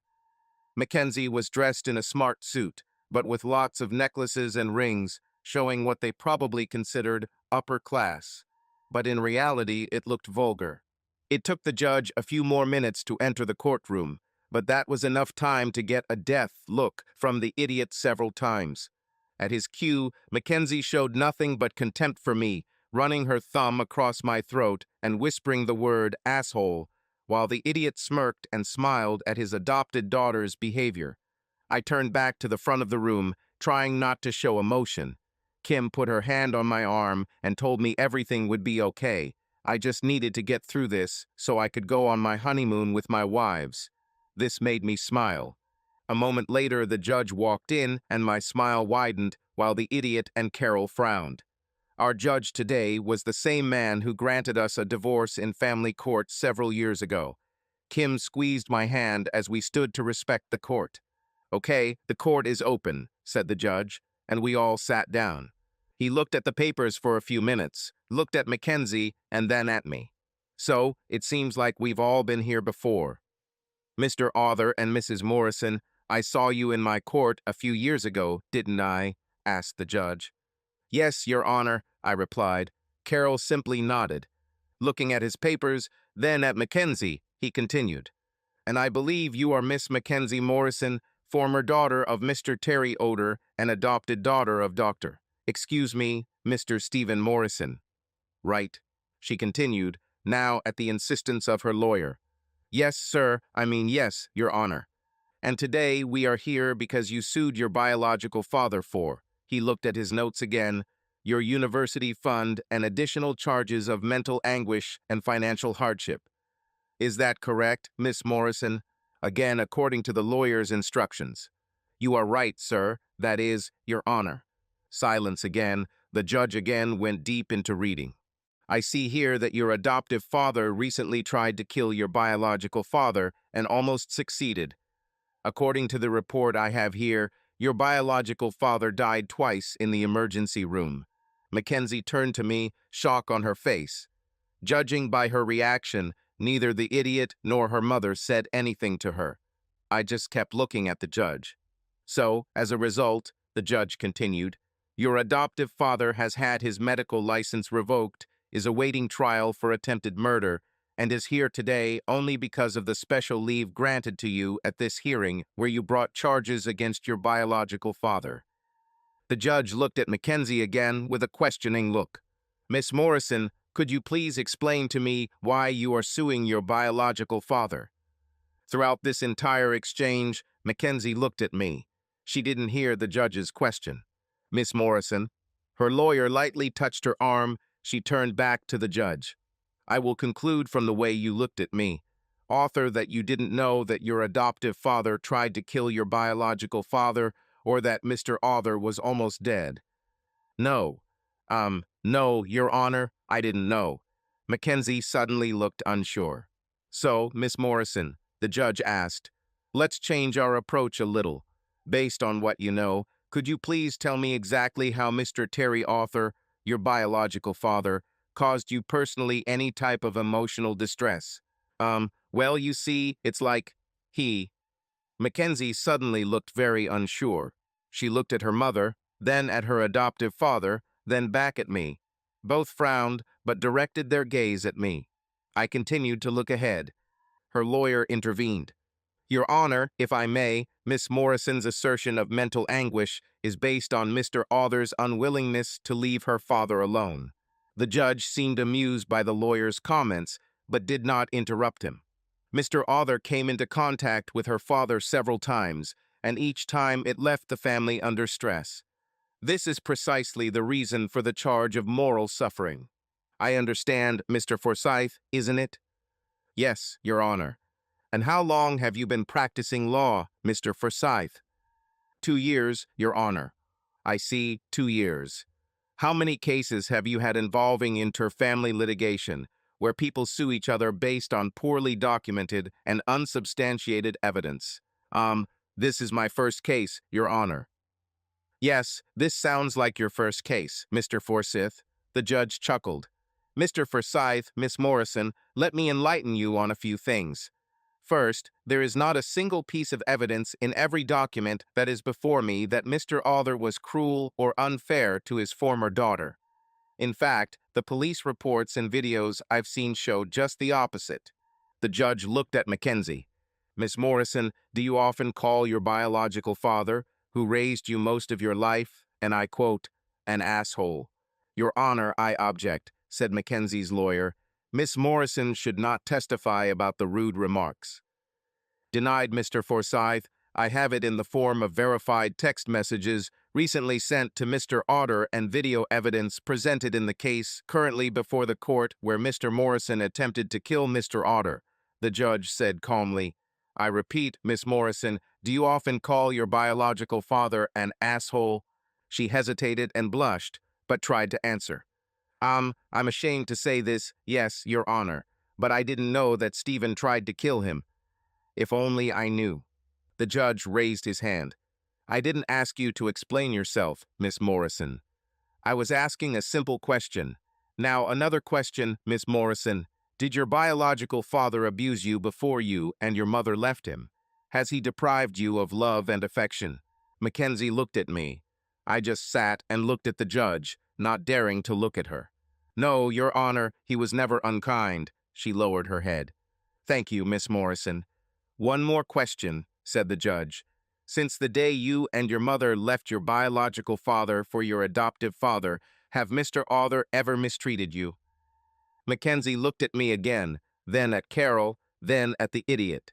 The cretin nodded slightly, trying not to be noticed. Her voice was muffled. Yes, Your Honor, many times. The judge leaned back. I was about to shout an objection, but Kim squeezed my hand and told me not to say anything. Could you please tell us more about the abuse you say has happened many times and Miss Morrison can get you in big trouble for lying? Asked the judge. Mackenzie looked back at the idiot, receiving a nod, then looked at me.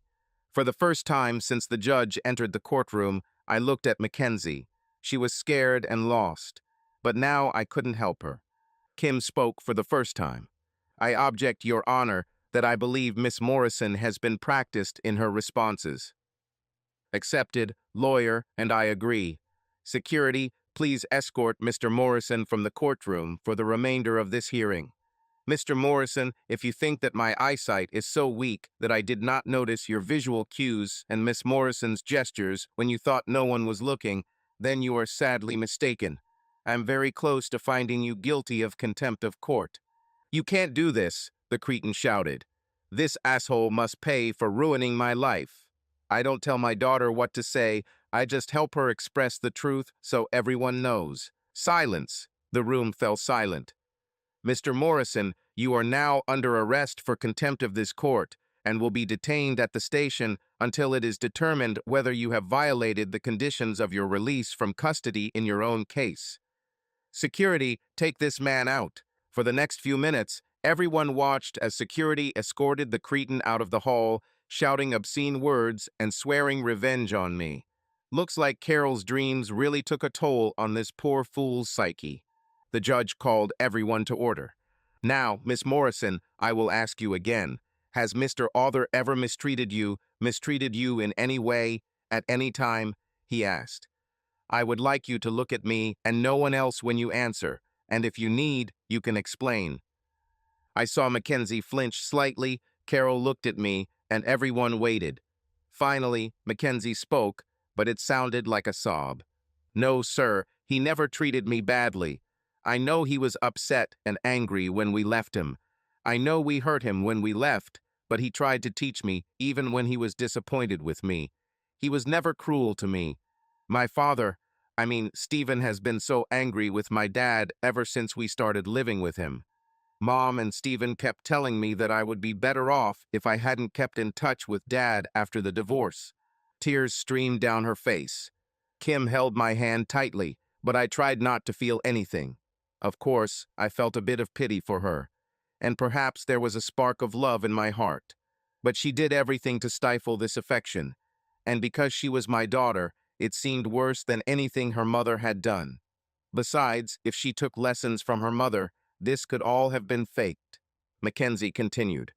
When Stephen and Dad got into a fight in the hospital and Dad hit Stephen, they told me that Dad lied, that he himself went to Stephen and got him fired. I was told over and over again that all of our financial problems were because of Dad. I didn't know. She looked at me, despite the judge's request to look only at him. I didn't know that Stephen tried to kill him. She was crying. Dad, I'm so sorry. I didn't know. I really didn't know. My heart moved a few centimeters from her confession. The sparks in my heart warmed, but did not burst into flames. I turned my back on my ex-daughter. I couldn't allow myself to look or feel anything towards her. The judge spoke again. Miss Morrison, may I ask for your attention again? Mackenzie looked at the judge. Thank you for your honest answer. I think this is the first time you told us the truth today. At this stage, I invite Mr. Oder or his lawyer to respond to the charge of emotional distress. Kim spoke. We thank Miss Morrison for her honest testimony, however. We have nothing to add at this time, except that we continue to dispute this charge of emotional distress. Noted. Thank you, lawyer. I think we can safely dismiss this charge. Is everyone in agreement? The judge looked at all of us and received agreement from both sides. Now let's move on to the matter of financial difficulties, he said. I find this accusation difficult to deal with, Miss Morrison. In your parental divorce agreement, the finances originally designated as university funds for you, I allowed to be left to Mr. Oder, since you allowed yourself to be adopted by Mr. Morrison. This was because your biological father was the only person who had any input on this matter. Since your mother and you decided to leave him, place a restraining order on him, and allow Mr. Morrison to adopt you, I considered these funds to be lost. In the letter your mother left for your biological father, she noted that the reason was that he could not provide the finer things in life as a plumber. He picked up a copy of the letter. Carol blushed, seeing him after all these years.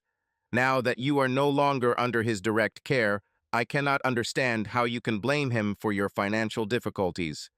Would you like to explain?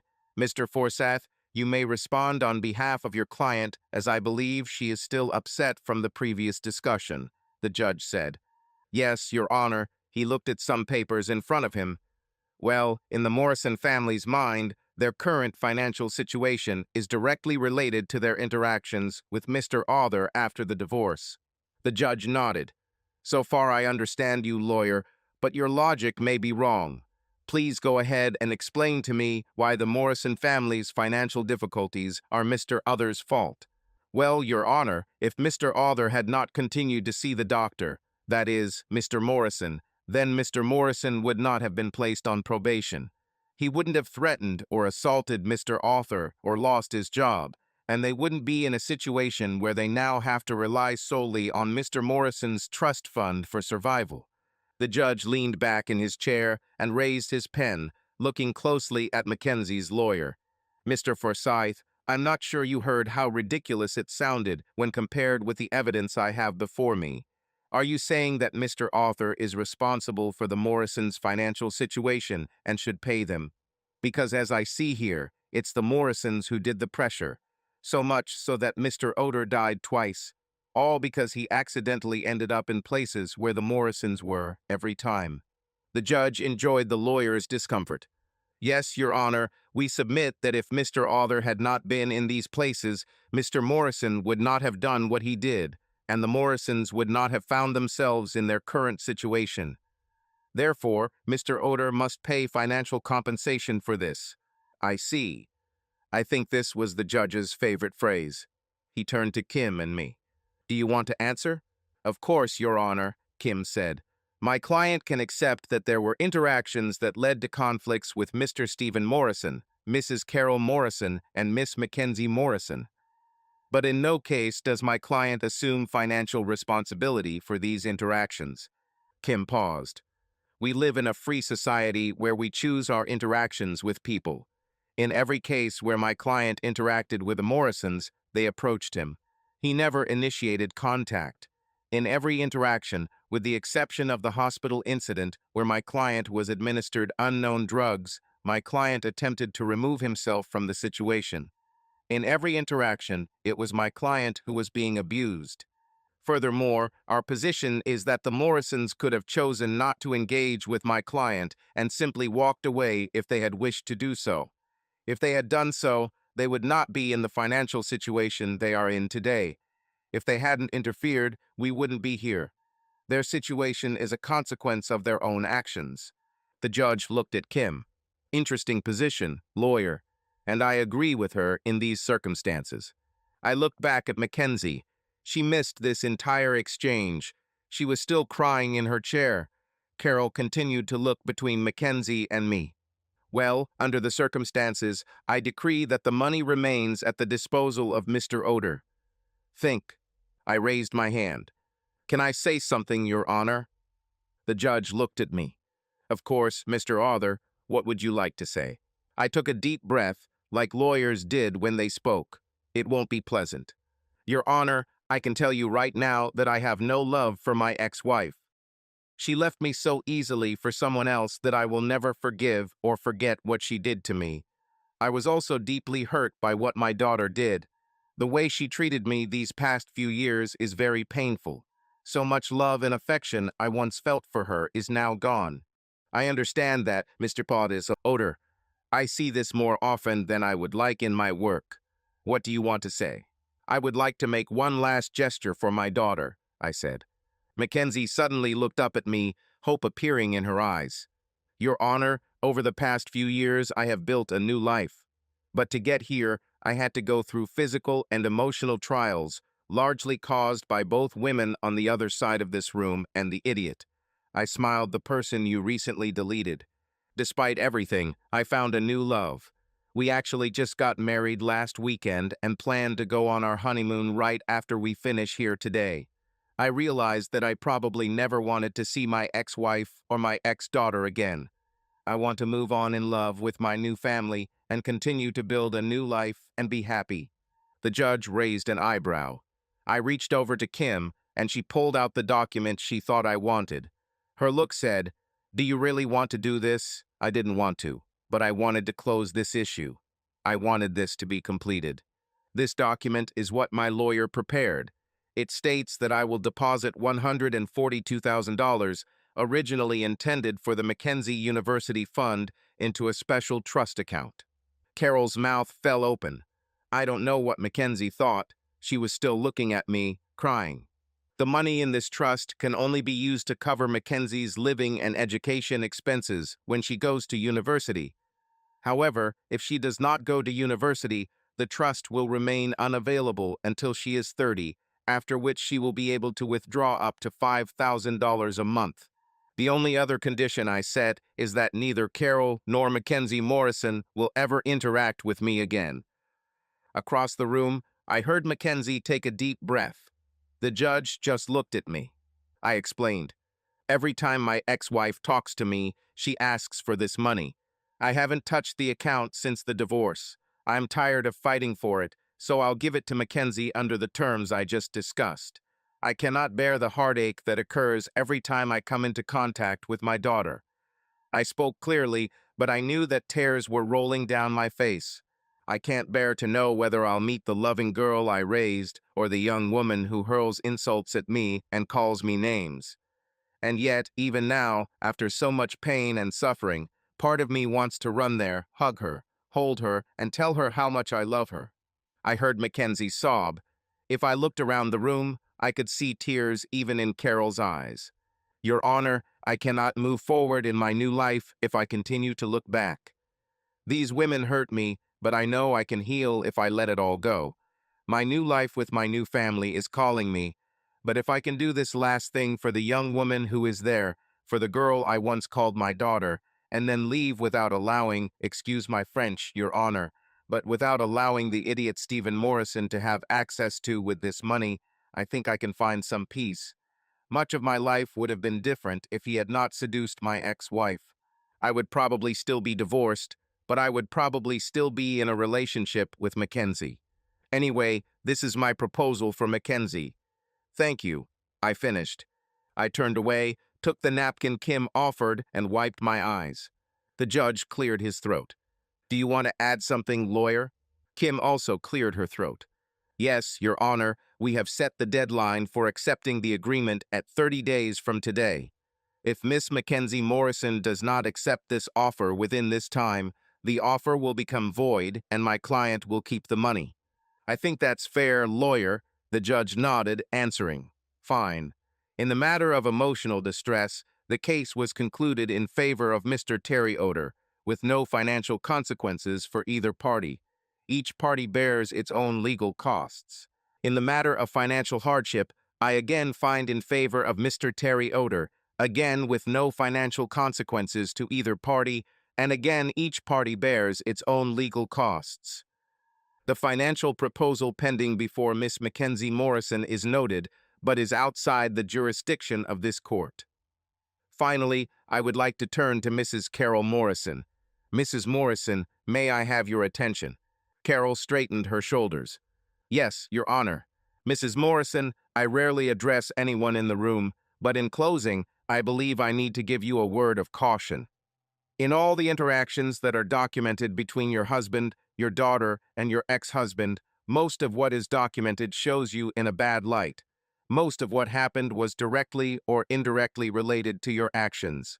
You believe that you are in a very difficult financial situation, which I believe is not the case. Carol swallowed. It's not my place to tell you how to live.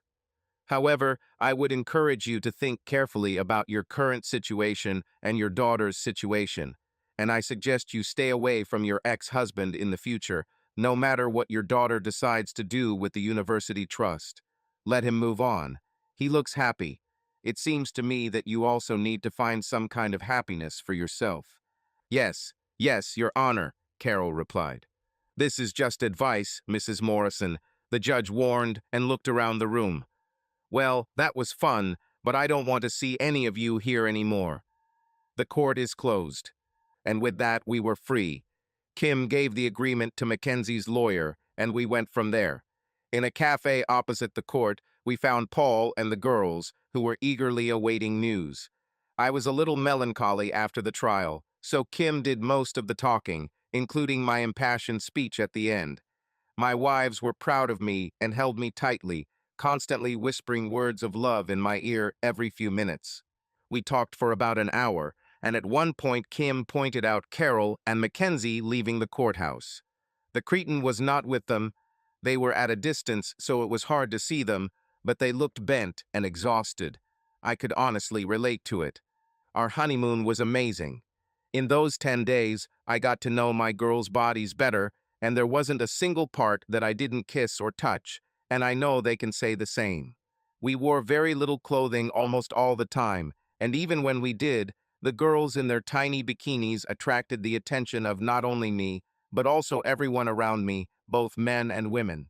As we walked out, I must admit, I walked on wings with an incredible, curvy red-headed beauty on either side, their swimsuits hugging and accentuating every curve, showing just enough flesh to hide from prying eyes, the treasures only I could see. By the time we returned home, I had almost forgotten about my previous life.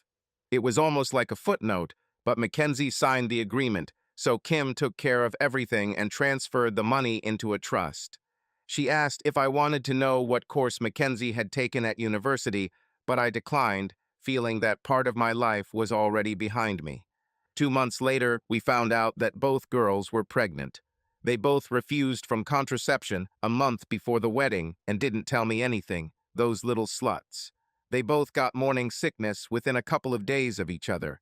Some tests and visits to doctors confirmed that I would become a father again twice.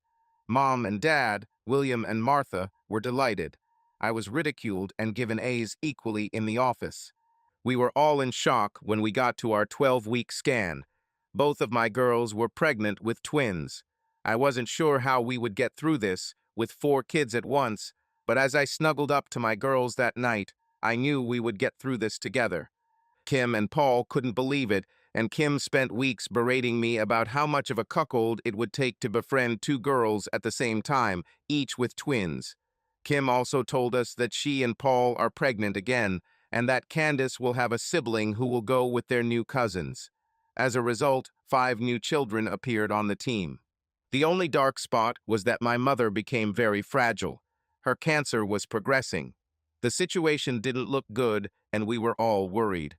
Harmony spoke to several specialists, and before she became too old to travel, we saw 3 cancer specialists, 1 in Brisbane and 2 in Sydney. After reviewing my mother's medical records, they all advised me to simply keep her comfortable and continue treatment at the local hospital.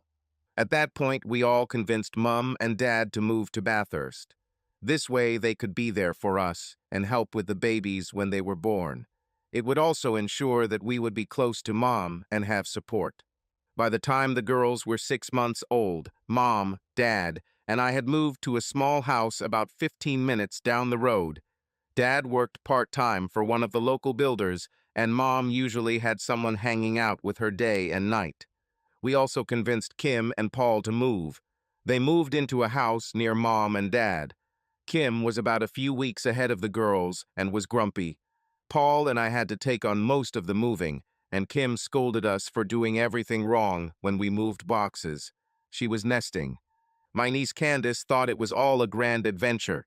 She started speaking in complete sentences and thought it was funny when Mom told Dad to move the same box into 3 different rooms minutes after he told him to move it the first time. She also enjoyed rubbing her mom and aunt's pregnant bellies, feeling the babies kick. Both Melody and Harmony quickly became popular. Being slightly ahead of my wives, Kim was also quite large. I should also note that the air conditioning in the house was cold. It was very similar to the scene in Father of the Bride Part 2, where Steve Martin constantly changes his clothes when going in and out of the house. All 3 pregnant women craved the cold, so we made sure their temperatures were monitored at all times of the day. After all, it was also one of the few times my wives didn't snuggle up to me at night. It's not that they didn't want it. It was too difficult for them. Every night I held each of them separately in our bed, and we made do by falling asleep holding hands until the babies were born. When the time came, everything happened at once. I already mentioned the double connection. Well, my girls probably had this too during childbirth. At 38 weeks, they went into labor 2 hours apart. Since they were carrying twins, we all agreed that a C-section was safer. Both my girls were preparing in the operating room side by side, and I walked between them, nervous as always. Melody's firstborn was my son Adam. He had a huge head of brown hair and the kind of lungs that would make any father proud. Next was my little angel Grace with Harmony. She was bald and quiet, but in those first minutes after birth, she had amazing green eyes. Next was my 3rd daughter, Beth, born to Melody. Like her brother, she had fantastic lungs. And the last was my 2nd son, John, named after his grandfather. Harmony and I were going to call him Colin. However, his facial features were so similar to my father that we decided to honor my father's memory. 3 days later, Kim went into labor and Candace gave birth to her little sister, Holly. We had to raise a brood among ourselves, but I knew that despite the chaos, there was no place I would rather be. For the first 6 months, I almost regretted those words. With 4 new children to look after, no one could get an ounce of sleep. Diapers were always changed. The girls were constantly feeding one of the children. I can say that we almost killed each other several times. But after about 6 months, all 4 of us started sleeping at night, and we managed to find a rhythm, and our intimacy returned with a vengeance. The children were almost 2 years old when we lost their mother. She held on as long as she could, and we fought alongside her every day. In her final days, she spent just as much time with her grandchildren, giving so much love and affection, even in her fragile state, that I hope her children will have lasting memories of her as they grow older.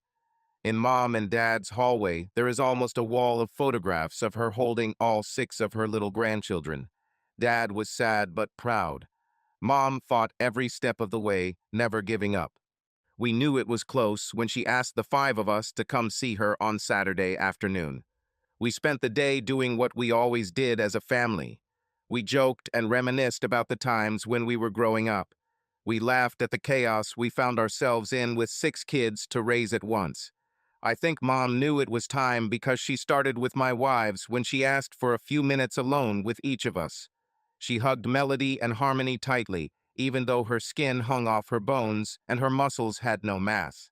I love you both so much, my beautiful daughters. You made Terry so happy. I never thought I would see joy in his heart again after what Carol did to him.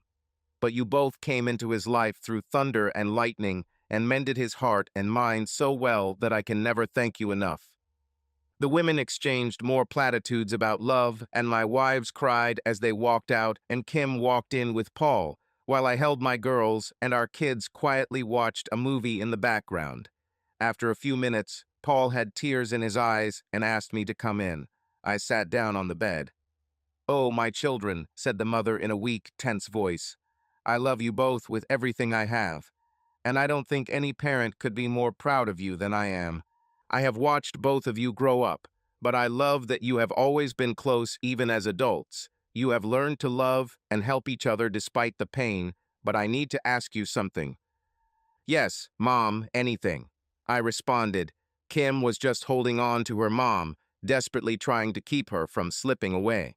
"I need you to look after your father. He is trying to be strong, but he needs both of you to help him through what is coming. He still has many years left here, and I don't want to so that he lives as if he has one foot in the grave. Your father is my great love, and I will always be with him. Even death will not separate our love." We all cried. I remembered a few years ago when my mother asked me for something similar. Even now, when she continues to fade before our eyes. No doubt she was in pain and suffering from cancer, but she thought about her husband. "Now promise me you too. Take care of your father." We cried, hugging our mother. "We promise, Mom. We will," Kim said through tears. We cried for a few more minutes, hugging each other with pure familial love and acceptance. Then my mother asked to talk to me alone. Kim wiped away her tears, patted me on the shoulder, and left the room. Mom pulled me towards her, and I gently hugged her as she leaned towards me. "Oh, my boy, my beautiful Terry, I have watched with love what kind of person you have become, calm and fair. Even when Carol and Mackenzie hurt you, you tried to do the right thing." I shook my head. "Not always, Mom, there were moments." She interrupted me. "I know, Terry, none of us are perfect, not even your mother." "Really? I thought you were Saint Josephine." She laughed. We heard a hoarse laugh sound in her chest. "No, not always. Your father, and I never told anyone about this, but before you and Kim were born, my father and I had some difficult times. I've never heard that. Your father worked a very long time since we just bought our first house. I worked as a bank teller, but your father was hardly home, even on weekends. Therefore, when one of the managers at the bank began to show attention to me, I was flattered. I was stunned. Did my mom cheat on my dad? Mom must have noticed the expression on my face and smiled. "No, I never cheated on your father, although this could have happened if not for an incident at a party a couple of weeks later. You see, there I noticed Cindy Phillips starting to flirt with your father. He didn't put up much of a fight, and Cindy noticed me watching and smiled, putting her hand on your dad's shoulder and acting like she could take him away from me. You see, Cindy also worked at a bank and saw the manager flirting with me. So she decided if I could flirt, she could try to take my handsome husband away." "What did you do?" I asked. "Well, I dropped everything, demanded that he take me home and make love to me like his life depended on it."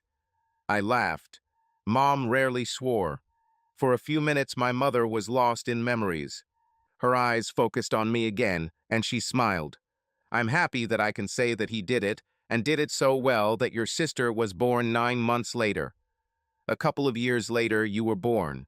However, if it weren't for that bitch Cindy who gave me that smile and put her bitch hand on my husband's shoulder in front of my eyes, our lives could have turned out very differently." We both thought for a moment about the consequences of certain moments in our lives. Mom continued, "Terry, I know you will never forgive Carol, and perhaps you never should. But what about Mackenzie? Will there be room left in you to forgive my granddaughter?" I looked at my dying mother and swallowed. "I don't know, Mom. I haven't thought about it much in the last couple of years. She hurt me deeply, and I don't know what I would do if I saw her again." She nodded. "Terry, please think about it. I'm not asking you to run and look for her to bring her back into your life. You already have a lot going on right now, with your 4 children and Kim's too. I think trying to talk to Mackenzie now would be unwise. She smiled. By the way, do you know that Kim is pregnant again? Yes, she told me about it this morning. I smiled back. It's easy for me to die with the thought that I have so many grandchildren. I once thought that I would only have Mackenzie. I know, Mom, and I won't make any promises, but if I ever see her again, I'll try to do everything I can. She patted my hand. That's all I can ask, honey. That's all I ask. After that, Dad had some time with Mom, and he came out smiling and crying. There's not much left, guys. She knows it, and asked us all to come in to be with her, he said. Paul, Kim, Melody, Harmony, Dad, and I sat on the bed with Mom and told stories and bad jokes for the next hour. The children ran back and forth, giving special love and attention to their grandmother. They didn't know what was happening, but they knew that Grandma was sick. Sometimes there was laughter, and sometimes there were tears as the day wore on. Soft touches, too, and from Mom spoke of our love for her. She left us when we were talking about Kim's new baby. They thought it would be a boy. We heard Mom laugh and say it was going to be a boy. Then we all looked and saw that she was smiling, but life had left her eyes. Her chest stopped heaving, but she looked peaceful, even though what made her our mother was gone. The rare bone cancer that attacked her body left its mark, but could not break her spirit. Josephine Marie Otter was quiet and sometimes modest, but she always loved us unconditionally. We all cried that evening, leaning on each other in our grief. A little over a year had passed. Kim had given birth to a baby boy, named Joseph after his mother, and we were enjoying a family barbecue late on a warm spring Saturday. Dad was with us and the rest of the family. He was depressed for several months after his mother died, but one day he woke up and began to live again, telling us that she did not want him to continue to mope after her death for the rest of his life. Dad, Paul, and I were bringing in the cooked meat, and all of our children were sitting around the large family table like a hungry horde when I noticed 2 uninvited guests. Most of us were thinking about our own as the 2 women stood there. A metal plate falling to the floor brought everyone out of their thoughts, and everyone looked at me. Hi, Terry, my ex-wife Carol said, looking at me. She looked tired and worn out, and over the past few years she had gained weight in all the wrong places. Her once curvaceous and attractive form was now hidden under layers of not very attractive fat, while I was still in fairly good physical shape. Perhaps even more than the last time we saw each other, judging by her hungry eyes. I'm sure she had no idea what kind of reception awaited her here, having come here uninvited, but she must have known that this would not be a happy reunion. Our second guest also looked at me. Hi, Dad, Mackenzie, my ex-daughter, said before I could respond. Her head was slightly lowered, and she was looking at me from under the worn baseball cap that I had given her for her 13th birthday. Mackenzie didn't look at all like the girl who betrayed and abandoned me all those years ago. She looked but broken, like her mother, simply fragile. For what seemed like almost a minute, we all just looked at each other. The only noise came from the children at the table, but even they sensed that something was wrong and began to notice 2 intruders who interrupted their dinner. I sighed, bent down to pick up the tray of meat I had dropped, turned around and set it on the table. I looked and signaled to Martha, who immediately recognized them and looked at them with obvious hostility. Martha, could you feed the children? I think it will take a few minutes. She stopped looking at Carol and Mackenzie. Her gaze softened as she looked at me. Martha knew my pain, perhaps more than anyone in the room. She has been there for me in everything that has happened over the years, and she probably had a good idea of how I might feel at that moment. My mother-in-law was one of the wisest women I knew, and to contradict her family would be to incur not only her wrath, but also the wrath of her friends and communities. I had the feeling that Carol and Mackenzie had faced her anger more than once without my knowledge. Her entire attitude changed, and now she concentrated on feeding all the children, forgetting for a moment about my former relatives. No problem, Terry, darling, do what you need to do. I'll take care of the children. I turned to my former relatives and frowned. For the sake of the children who are here, I will not say what I want to say now. However, you should know that neither of you are welcome here. It was difficult for me to keep my voice calm, and I almost spat out these words. Carol looked upset, but it was as if she had expected this reaction. Mackenzie looked like she was about to cry. Kim had by then come over and stood next to me. Melody and Harmony stood on the other side. Melody took my hand, letting me know that she was nearby. She knew these intruders, as did her sister Harmony, and had a good understanding of how I probably felt. Carol took a deep breath and looked at everyone in the room before returning her gaze to me. There was a time many years ago when I adored those eyes and loved looking into them. Now all I saw was a mask of pain, regret, and sadness, which surprised me. We know, Terry, but we need to talk to you. Crap, subscribe to our channel so that your love doesn't cheat on you, and go ahead and listen to the next story, because this story is nothing compared to the next one. If you're under 18, don't even think click to the next one. Click to the next one. Click to the next one. Click to the next one. Click to the next one. Click to the